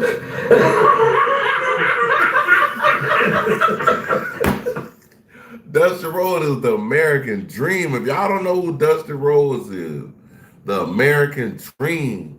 She said her nephew should have whooped her ass and took a goddamn charge. No, I'm letting them know he's not that guy. He's not a woman abuser. He ain't gonna But she's saying he's not that type of dude. He's not a woman abuser. He love this lady. Why would he put her hands on her? put his hand on a woman, but I was thinking every scenario, maybe she didn't do it. And I know one thing for sure. Not only that, let me say this. Let me say this. She put the account to 0. Yeah. But this is what I want y'all to think about. If all family mourning and family really going through all kind of anger and emotions, and y'all can hear it, and it is real. By my nephew, it's a big deal. By all family members, it's a big deal. But I'm gonna say this, and I'm gonna say this with everything in me. This woman got the nerve to think she gonna come to his funeral. Oh hell no. Okay, so what you think about this, Coffee? You think she going to the funeral?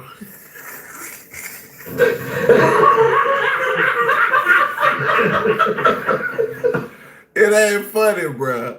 But do you think she gonna go to the funeral?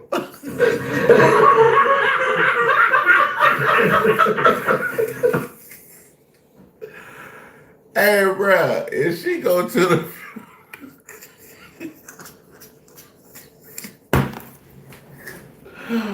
I'm sorry, but if she go to the funeral, she gonna die. And she gonna die. They gonna kill her out there, bro. I swear to God. Damn, son. They gonna kill her, bro. And she, hey, if that bitch show up at the funeral, she dead, bro. She dead. The police ain't gonna be able to figure it. If the bitch go to the funeral, the police ain't gonna be able to figure out what the well. They might be able to figure it out with phone transcripts, because you know police, they get deep with this shit. That's the day. That's why you think you gonna come to his funeral? I think you better get a rain check, baby. I think you need a rain check. Damn, not a rain check on a funeral. Damn, son.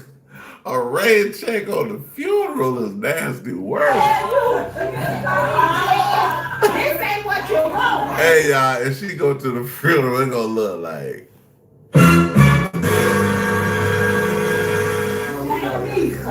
Y'all look how she can sit between me and my sister. That shit gonna be ugly, bro. Two things for sure. That ain't what you want. God ain't even gonna allow that. Girl, you ain't got balls like that anyway. So I'm just gonna call a spade a spade. All right, sister, I respect that. So let me calm down. Let me calm down. Hey, the auntie, she so mad. That shit funny, bro. We one sound. That's all I want to say. And also, Auntie ain't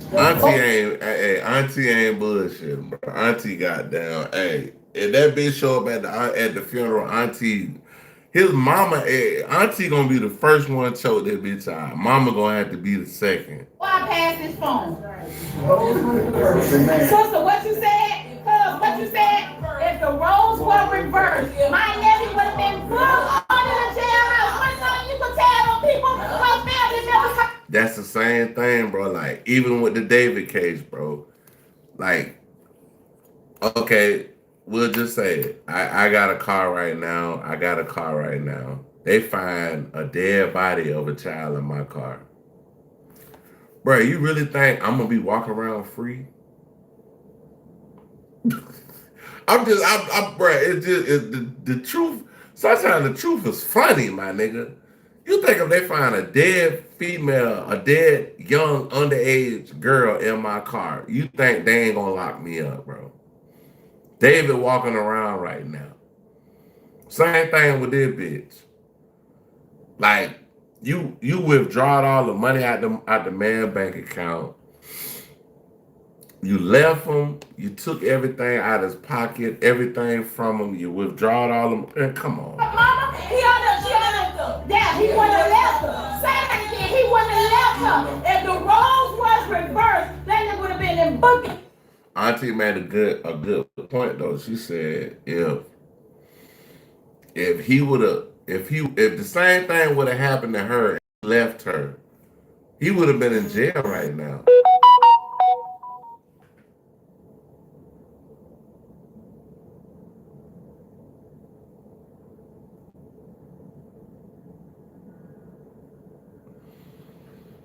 You say he got money, don't know what she got. Yeah, you right, but I'm just saying, bro, like some of these police department, bro, they don't be, some of these police don't be doing their job, bro. I'd be like, nigga. Yeah, I know you talking about David. You saying David got money. Fuck all that money shit. Look at Diddy. Diddy got money. Yeah, what Diddy? Diddy got a big blue coat on in jail. He got a big blue coat on freezing in jail. Under some jail covers. And I'm sure Diddy got more money than David do. Before he could have even made a step from the gas station to the hospital. But T2 is not that guy. His heart too good. He loves. Now, that right there makes a lot of sense. Now that right there, that you spoke volumes with those couple of words. With those 8 words,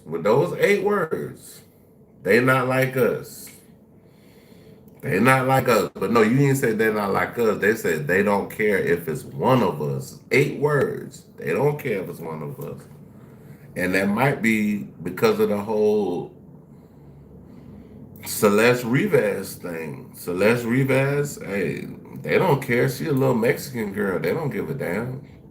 But somebody ass going to jail behind that shit. Too much. And then for you to show your love, if not any other time, now was the time. The lies, the lies, the lies. That's what we got problem with. All the lies. This is my big brother, Big Ty. When I tell you, I respect everybody who making their posts, y'all content creators trying to make y'all money do what y'all do. Y'all, it's fine. It's positive. Y'all forcing justice for T2, draw, whatever. But y'all kind of taking it a little too far. And we ain't taking it far. We taking it to the evidence. We taking it to the facts. We taking it to the circumstances. Auntie, we all on your side. Auntie, we love you. Auntie, we behind you, Auntie. We rocking with you. You dig? Like we want this bitch to get her goddamn just due. We you know what? When they lock this bitch up, I want to laugh like this right here. I want to have that deep laugh when I laugh at this bitch. Somebody posted my dad in the casket. We not too long ago lost my dad. Come on, y'all doing a little too much. Some people need to check themselves before they wreck themselves. It's going to look. Somebody posted the dude granddaddy in a post in the casket. Man, come on, bro. Come on, dog. This ain't it. This definitely ain't it. I don't know what content creators put the dude, because they say the dude, he just lost his granddaddy, and they posted a picture of his granddaddy on a casket. That's not cool, bro. Yeah, that ain't cool, my nigga. Like, I don't know what y'all got going on. This man just lost their life, and he just lost, his granddaddy lost his life previous. Come on, man. Come on now, dog. Come on, man. But I respect everybody who got love for us and gave us. Thank you for what we going through. Hey, listen, y'all, I want to thank all y'all. It's the daddy right here. Who've been sharing, you know. He look just like his daddy. But what belongs to me. His daddy looked taller than him, but he looked just like his pops. Cereals, you know, possessions. My son worked for that. You know, this kind of raising right, you know, for him to accomplish all the goals that he did. It's more than a son to me. You know, right now I'm walking in the spirit, you know, called the flesh. My guts on the ground. Everyone for this right here. Everyone for this here, y'all. Damn, they got about 20 people in one room. I don't know where I'll be right now. You know, I ain't asking for nobody to throw nobody under the bus. And I want to say thank y'all, you know, but I do deserve to know, justice for my son. You feel me? Right now is the time, you know,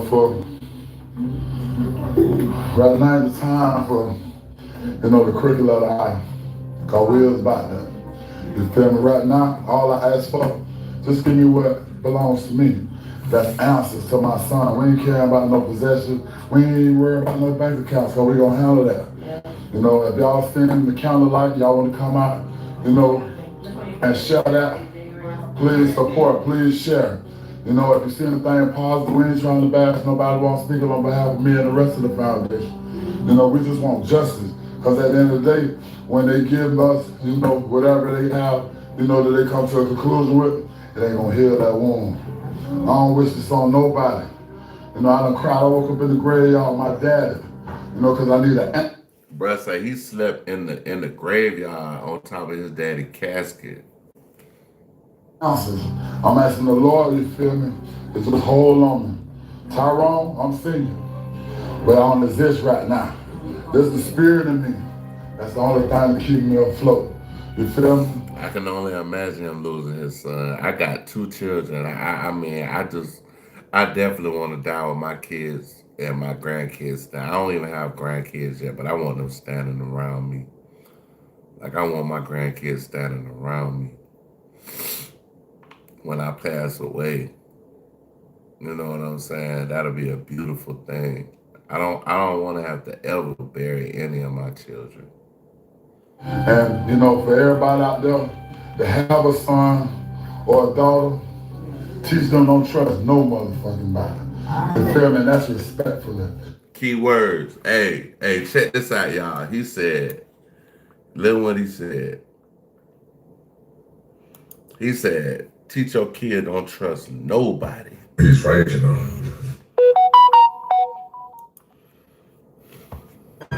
What is he doing? He's beginning to believe. Because at the end of the day, we never thought this. We embrace people. And I ain't going to put it on my tongue to call no name. But at the end of the day, you see this here? And they got to go too. And I can look all out the door. Yeah, outside the door. Yeah, I'm talking about he pointing out the yard. Hey, this shit crazy. He got the whole house is filled with people. It's about 30 people inside one room.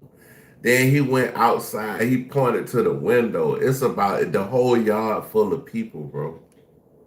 Numbers. I'm just asking y'all. That bitch going to jail, bro.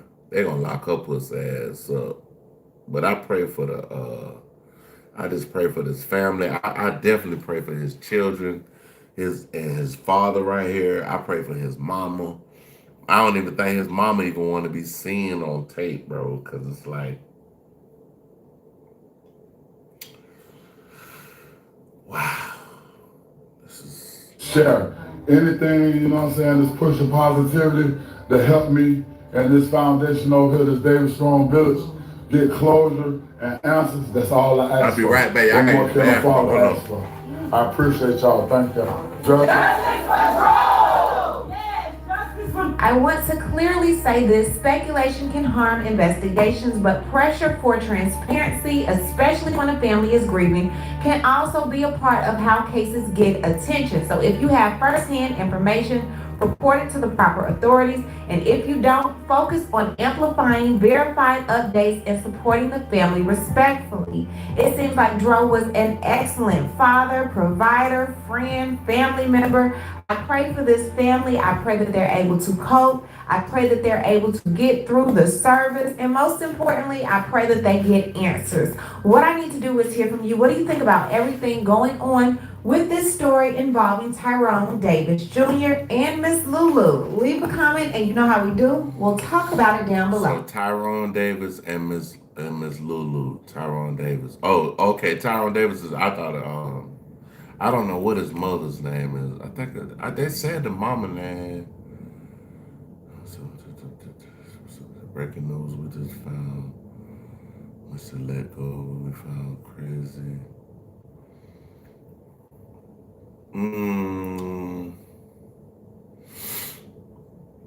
I don't know. I don't do nothing about no Charleston White right now. He be talking crazy and shit. To find should and RF Fletcher. Nightcap. Oh shit, damn the game on. Hold on, y'all. Goddamn game on. Give me a second. I'm tripping. The goddamn playoffs on. Give me 1 second, y'all. Give me 1 second. I gotta see what channel it's on. Okay, hold on. Is it on regular TV? Because I ain't got it on my regular TV. Give me 1 second, y'all. Ah, that bitch ain't on regular TV. Damn. I thought they had the game on regular TV tonight. They got a playoff game tonight, y'all. My team played their ass off last night, but the kicker fucked up everything. Somali immigrant cheese clapping is causing. All right, we're going to O'Shea Duke Jackson. They talking about the Somali immigrants. Y'all know we did the Somali scams they got going on in Minnesota, where they're running up tens of millions of dollars. This is something about cheek clapping, so I don't know what this is about. We're gonna see what O'Shea talking about. O'Shea. Most countries in Africa, the sexual age of consent is at 18. That's for about 80% of the countries. However, there are some countries where it's not very clear, and there is one country in particular where the age of consent is not clearly defined because it's based on something else outside of the age of 18. Puberty or marriage? So one thing I will say about that, a lot of people think in America they can go to other countries and deal with younger women, but they don't know that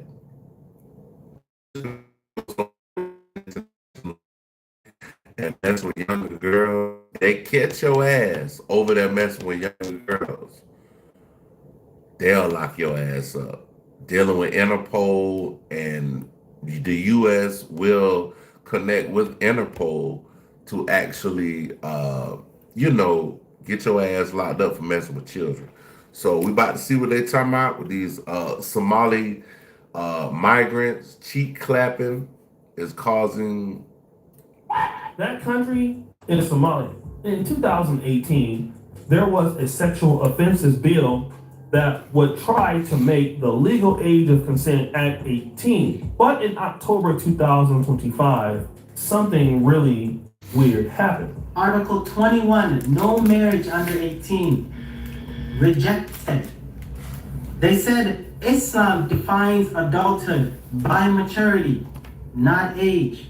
So if a girl hits puberty, marriage permissible. Oh, hell no. Y'all niggas tripping. Y'all niggas tripping. So they saying when a girl, like some Islamic countries, if a girl hits puberty, I mean, you got a lot of countries right here where they have kids or, men marrying younger children at a certain age. It's not looked at as bad, but me being a real man, I need a real woman, so let's see what they're talking about. Not at 18. Sheesh. So the primary reason to reject this, religion. That surprised me, I'm not gonna lie. So Somalia rejected this particular bill because Islam says that puberty is what is important, not age of consent. Okay? So this bill was rejected for what reason?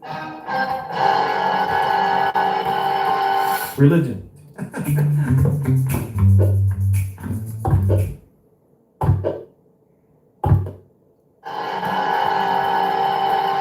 Religion. But wait, there's more. Article number 9, freedom of religion for children, rejected. They said every Somali child is born Muslim. So, choosing another faith? That's not true. Because if a Somali child is born in America, and let's just say they're born into a Christian family, does that law, like, they got some shit called Sharia law and all this other bullshit. Like, I mean, does that make them? But in America, your ass going to jail. It's not freedom, it's betrayal. Yeah. So let's talk about this. In Somalia, freedom of religion is rejected. So let's say, for example, you didn't want to be a part of Islam because of this particular sexual age limit. Well, if you are a young man or a woman in Somalia, you don't have a choice. Freedom of religion is rejected. You cannot be a Christian. So Yeah, I wouldn't even want to live nowhere like that because it's basically like it's forced upon you. Like it's almost like with 47, what he just did, what it was last week when he kidnapped the people from Venezuela. you're a young woman and you're 11 or if you're 12, you are automatically going to. That's almost like, okay, look, listen, y'all. What 47 just did to the people from Venezuela, it's almost like them coming to America and kidnapping him and taking them back to their country for extradition to say war crimes or something like that. We'll put it like that. Be allegedly. And therefore, if somebody would like to marry you or do something else, well, according to Islamic law, you don't have a choice really in the matter because freedom of religion is not an option for you like it is in most other countries. This same person here who... So they don't have freedom in Somalia. That's what he basically trying to bring it down to. So it's like being that if you're born in this religion, they're saying that once a person goes through puberty, they can actually have relations with somebody older than what we feel like in America. Because in America, we got some crazy statues here. Like some statues in some cities is 16. Well, some states is 16 years old. And me being the age that I am, I got a 20-year-old daughter. Never in history. Somali living in Minnesota had this to say. The whole world was seeing him move forward, and then he stepped back and said, no freedom of religion and no age marriage limit.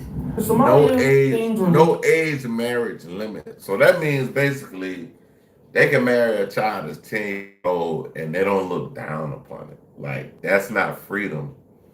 That's not freedom. On the up and up. I don't think so, bro. I wasn't on the up and up.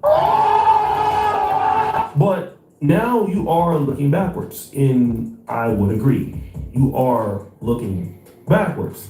The problem with this is that once Somalia rejected this bill, people even in the United States, even in the black community, were pissed off about it. And seeing the post about the one particular older man, he was 70-something years old. And he was literally pleading with the government of the Somalia government because they had raised the age of consent there. As if that need to be done, laws that need to be constructed. Listen, y'all, if you 70 years old, talking about the age of consent, you need to die. I ain't gonna lie to you. If you 70 years old talking about the age of consent, bro, just dig a hole and we'll do the rest. Instructed y'all to tell old perverted dudes, because they're not men, that sleeping because you definitely ain't no man. y'all- You ain't no motherfucking man if you 70 years old sleeping with children. You're definitely not. You're not. I can't even say the word on YouTube, but see the horror. These young girls laid up in the hospital beds, pregnant, looking miserable, crying. Now, this lady is correct. there was a man, 73-year-old man in Somalia, who was crying because this 18-year-old restriction was going to be on there.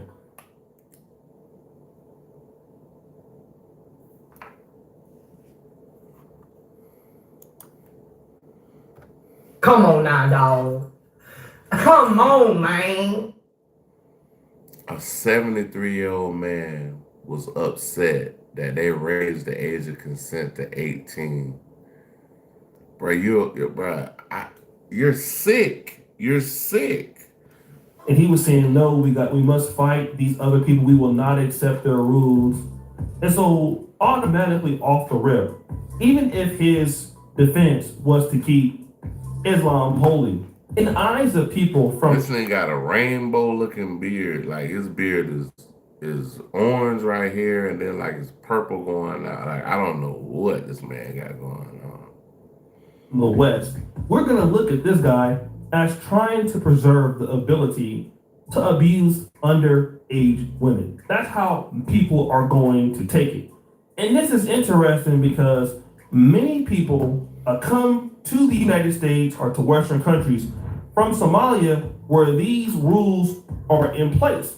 So now the question is, how will these particular people, especially the men, interact with a system like the United States where you do have rules?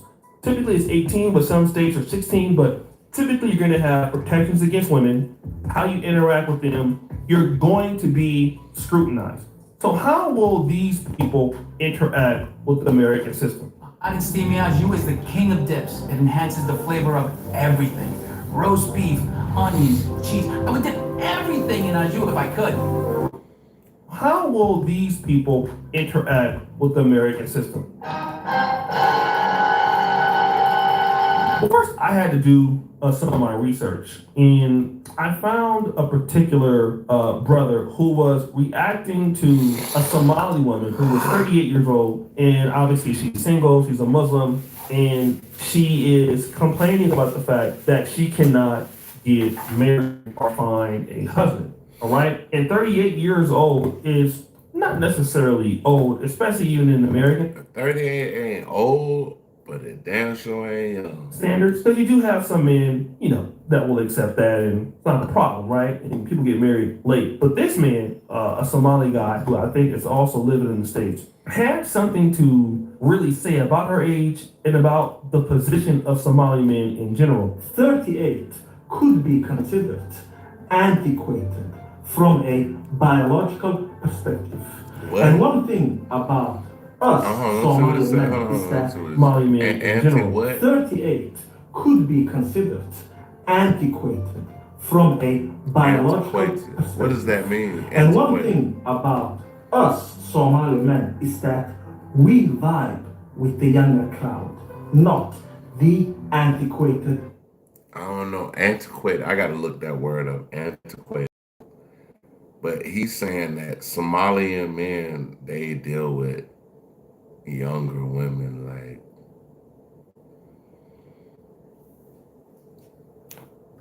Come on now, dog. Come on, man. Crowd. So he says, listen, we don't deal with antiquated women. We vibe with the younger crowd. Now that's very interesting, that's telling. But not only that, then I saw this. My dear brothers and sisters, there's a serious crisis that's happening in the Western countries, Canada, America, Europe, Australia. A lot of single Somali sisters, they're sitting at home, single. They're waiting for Somali guys to approach them, but no Somali guy is making the chance. No Somali guy is making the move on them. So here you have this Somali brother. He is talking about the fact that the Somali women want to get married, but the Somali men are not approaching these women. And if you guys don't know, Somali women can be very, very beautiful. They are fine as hell. We have some of these women in Uganda. They're in Kenya. They're in Minnesota. Somali women are fine. They're very, very beautiful. So the fact that these men are not trying. I have had a Somalian girlfriend, but she was not. She was of age. She was in her 20s, and I was in my 30s. And the approach to their own women is interesting. They're in the same communities. They're not trying to do it. So then somebody left a comment. This lady, Sabrina, says, "Why do you keep talking about Somali girls?"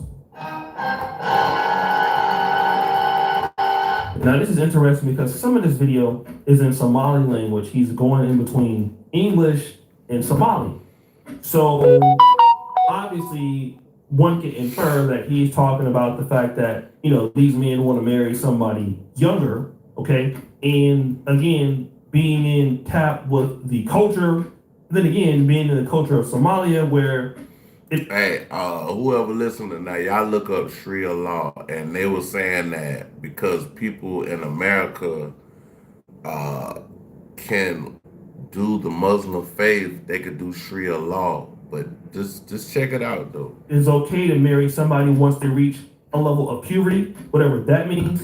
Does that mentality? That mean that it could be a young girl that has, I guess, hair, we'll just say hair, and you feel like they have reached a certain amount of puberty. They could be any age, and then you got to remember, you got females, males out here, but mostly females. Some females develop faster than the actual males do, male children. So they might have breasts, they might have hair or whatever. And they're feeling like if they have that, it doesn't matter the age, they can actually marry this woman. If you fuck with my daughter, I'm gonna kill your ass, and I'm gonna tell you that right now. We're gonna leave that right there. To the west are Somali men to the west. There was a strange video that came across my desk, and boy, was it something. 16 is legal. 16 is legal. And that's a woman too. When she's 16, she's that's ready. She can experience. Bro, this man sound like the weirdest of the weirdos. Come on now, dog. Bro, what are you talking about? Come on, man. 16-year-old child, bro. You sound like David. You sound like David. What she like. And then by the time she's 25, she's not she's not a more. Boy, you don't sit your stupid ass down. Who the shit did you in? And what response has this caused? The man who filmed this has now deleted all his social media, and so I don't know. He need to goddamn delete. Yeah, he need to delete everything, bro. Don't do that in America, bro. Are you tripping? Who he is. I don't know his name. I don't know his accounts. But his face needs to be out there because no adult should ever. Hey, we need Chris Hansen in here right now. We need Chris Hansen. Chris Hansen, I wish Chris Hansen could come through the door right now and be like, "Hey, man, so why are you here? What are you doing, sir? Why did you come to meet a younger girl?" Ever be saying such things, and certainly should not believe such things. I don't care who you are. I don't care what law it is. Nobody, no grown man should ever justify that. So if you recognize him. Hold on, y'all. We gotta hit that. We gotta hit that Morgan Freeman. We gotta hit that Morgan Freeman. He's right, you know. He's right, you know. And you have children, beware. It's a dangerous mentality, dangerous world we live in. So the guy says, does anybody recognize this guy? I do. Here's why you So he should switch recognize from who the hell Google is to this DuckDuckGo on all your devices. Who the fuck is this? Anybody recognize this guy? I do. I've done several videos on this particular person. This guy is Farah News America, all right? And he's saying that he's Somali guy in the U.S. But what I have found out is that this particular guy is in Canada, all right? So what is he saying? So he's in Canada spreading misinformation in America. Because honestly, Canada, I don't know what the age of consent is in Canada. Like, I never had to know about these type of topics because I don't deal with younger women like that. Right now, my youngest chick that I probably deal with at this moment is maybe what, 30, 31? So this guy is pretty much maybe trolling people. He lives in Canada, and in his country, 16 is the legal age limit. 16 is the legal sex. That's some Drake shit. A minor. Drake. Consent limit of age. Now, it's still weird because most people in the Western world wouldn't appreciate this. I know Poland, at the time I was living there, I think that it was like 15 or something like that. But again, that is definitely 15. Man, y'all niggas tripping, bro. Nigga, what y'all got going on, bro? Y'all want to mess with a chick 15 years old, bro?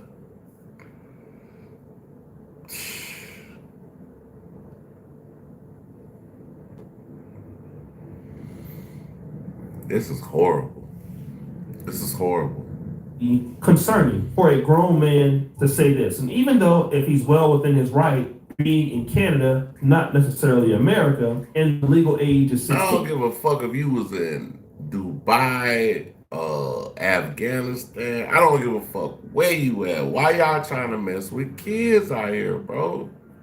Well, the problem is that your community is having problems right now. So not only are you guys having issues when it comes to the scam allegations, taking advantage of the system, you know. I don't know if y'all know, in Minnesota right now, they have an issue with the Somalian population in America. They have sent ICE out there, and basically they have been just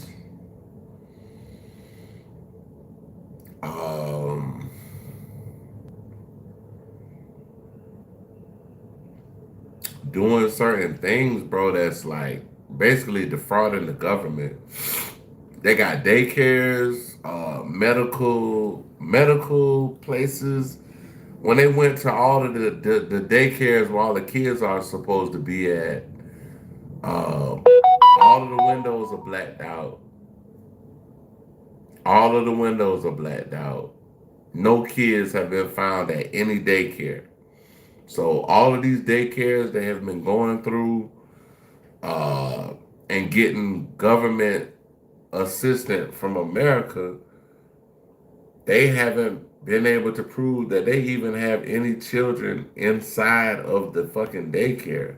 The daycares have the windows blocked out. When they went to like 20 some different daycares in Minnesota. They haven't seen a child since at a daycare, but they're getting up to tens of millions of dollars. Also with the medical field, they have with the medical transportation, they have cars that are sitting in the snow right now that haven't moved, that are supposed to be moving people for medical reasons. And with that being said, the cars are sitting there with snow caked up on top of them. So the cars aren't even moving. Whatever problems that you guys have, right? Whether that's being facetious, clapping back, being arrogant, not taking any accountability. Well, then you have a Somali guy that comes out and talks about the fact that 16 is the best age. Now, here is something that I also see. Bro, for a man to say that 16 is the best age to meet a woman, you're a weirdo, bro. You're a weirdo. He's right, you know. That certain men in certain Muslim communities do. And especially this was true in other than Poland. Guys that came from Saudi, one thing that they would never let anybody do is you could not date the women in their community. Like if they had like Saudi medical students that were female, couldn't date them, couldn't talk to them. There was even a lady that was from Nigerian descent. Saudis do have black Saudis. So they have people that have been in Saudi Arabia for 3 or 4 generations. And she was cute. I wanted to holler at her, and I had to go through a whole bunch of gatekeeping systems to do that, which I never did. But they gatekeep their women. And so, but the one thing that I noticed about the Saudi guys and other Muslim men that were in Poland is they don't have a problem dating, sleeping with other groups of women. So the issue is that if you're a guy, could it be a Somali guy? Yeah, you might date white women. You might deal with white women, but you have no real intention on marrying them because they're not in your culture. your community would not accept that person. That person is not a Muslim. That person most likely will not convert over to Islam. So then why would you? You got an Android, give this a try. Now what this does for you is it blocks ads, makes your phone look way cleaner, and right. So then if you're not going to do that, then you're like kind of wasting your time. And that's very, very, very. All I gotta say is Alhamdulillah Rabbil Alamin Ar-Rahman Ar-Rahim Maliki Yawmiddin Iyyaka na'budu wa iyyaka nasta'in Ihdinas siratal mustaqim siratal ladzina an'amta 'alayhim ghayril maghdubi 'alayhim waladdallin. Amen. Very, very important, and I'm going to tell you why. Because what if these men who are Somali men start dealing with women who are non-Somali women? Now, before, the Somali community was just dealing with itself for the most part, and they kind of went under the radar because, nobody was really paying that much attention to them. It wasn't until you got the Ilhan Omar, and then, they started drawing attention to themselves and stuff like that. Until now, we get to see sort of a bird's eye view of what is going on in their community. Now, the issue is, if you are a Black American, and your daughter that's, under the age or whatever is contacted by a Somali man, he could be 21, 22, you're a white woman and now your daughter is attracted to a Somali man. And now the thing is, because they're from Somalia, y'all gotta look up Sharia law. Look up Sharia law. They trying to bring that shit to America. I heard about this shit years ago, and it was basically like almost it was almost like some shit like, oh nigga, that ain't gonna happen in America. But now, lo and behold, here we are. They don't respect some of these things. Is that person going to exercise that ability because they're now in America? And hey, we need Chris Hansen to come back. Well, some of them don't care about taxpayers' money. Okay, so then why would they care about the rest of the rules? Now, this is going to be so important. Okay, this is going to be so important because, again, this is not all of them, but people are going to make this connection. They're going to say, you have these Somali guys who are not only doing this allegedly to their own women, then what makes you think they're not going to do it to our women? Okay, so not only are you guys involved in certain levels of scamming, certain levels of corruption. Man, y'all check out O'Shea Duke Jackson, bro. He pointing out the actual critical facts of what's going on around the world and in America and how everything is intertwined. And it's like, they're trying to twist the law to, they're trying to twist the law to actually make it go with, their religion. But I don't think it worked like that in America. I hope not. Now, there is a possibility that some of you are capable of participating in dealing with people who are not in the sexual age limit. And the proof that we can use is you have this guy here who's talking about it. Now, again, obviously, you cannot assess an entire community based on one person, correct? That's absolutely true. But now, because of all the things happening in the Somali community, somebody takes this situation or the opportunity to now paint you as you're a part of sexual deviancy, okay? And this is what happens when the community starts getting broken and you don't have any sort of elders in the community or people to say, listen, we need to tell our people to stay off of social media. We need to tell our people to not make any jokes or any content mocking anybody. We need to tell people that they're making things. Bro, this is not a joking matter, y'all. This is not a joking matter. This ain't nothing to play with. Our young adults.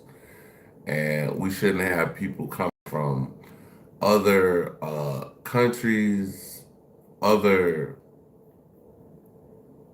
belief systems, being able to come to our country and being able to defile our young women. It's worse. So now you're seeing that there's a gap in the leadership in the community. And now with these guys making jokes, making memes, coming out and saying things like this, they're trying to go get clout for themselves. It's retroactively compounding in such a negative way that you don't even understand the price that you're gonna pay.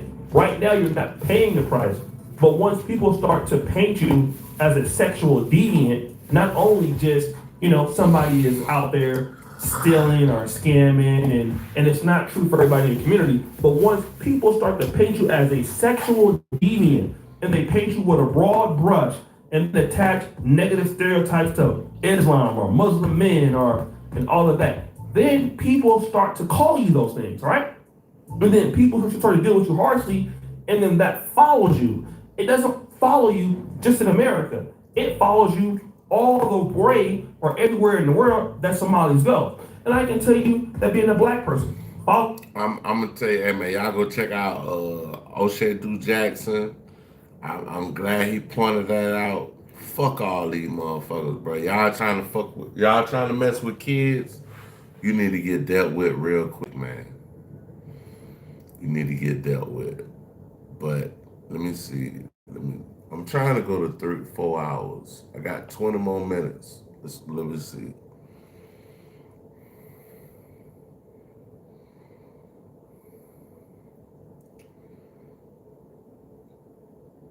We're gonna go to hip hop Buddha, y'all. Nah, we might go to the Charleston White shit.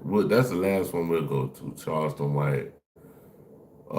Poet Flacco. This is the channel we reacted to. Man who works hard sweats hard. Old Spice Swagger fights sweat. So Coach thought. Charleston White.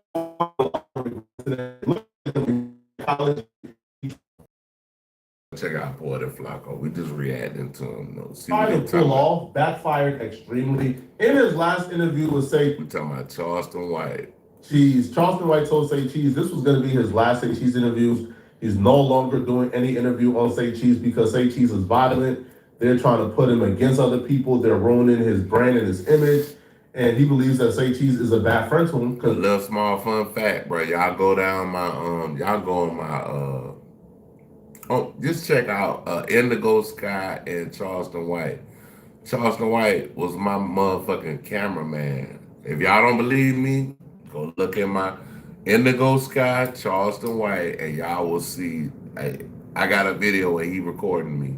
We in the studio. We at Dallas Salsa Studio downtown in Atlanta. Check it out.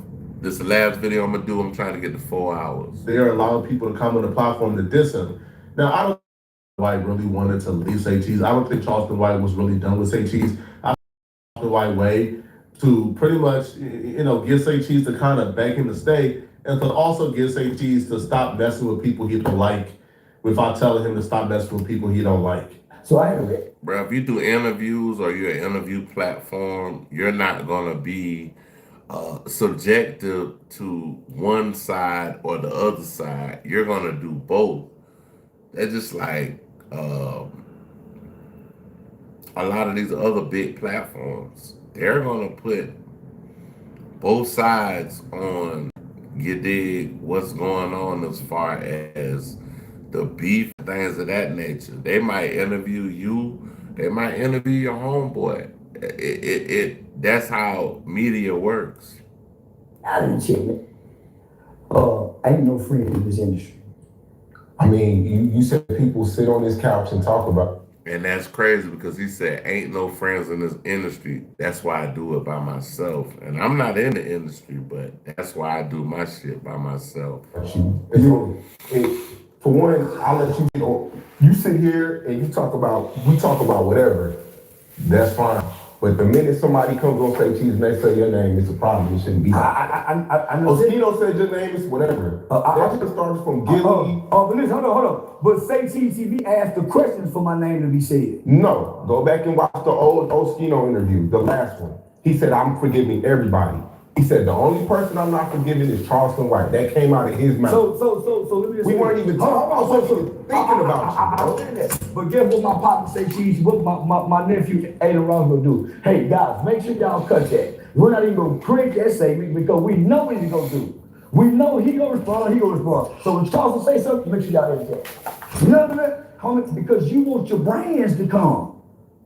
See, right now, it's cool when I didn't know better. Now I know better. So you do better. I think Charleston was expecting for Say Cheese to say, man, you're right. Now, I do think Charleston White is living in delusion if he thinks that Aiden Ross is going to protect him more than Say Cheese. But he was expecting for Say Cheese to say, I don't know what Aiden Ross. Well, Aiden Ross got some money, and he's a certain type of religion. Well, he's a certain type of ethnicity. So that's why a lot of people gravitate toward him. you know what? You're right, Charleston. I'm going to stop doing interviews with Oshino. It's going to be just us. But it actually backfired and worked the opposite. Hey, man, I'm going to grant away. Hey, man, y'all kill me in the Karma Cafe. Like, subscribe, share, hit notification. Peace and one. Love to everybody, especially the coffee. You was in here with me for a while. Peace and one.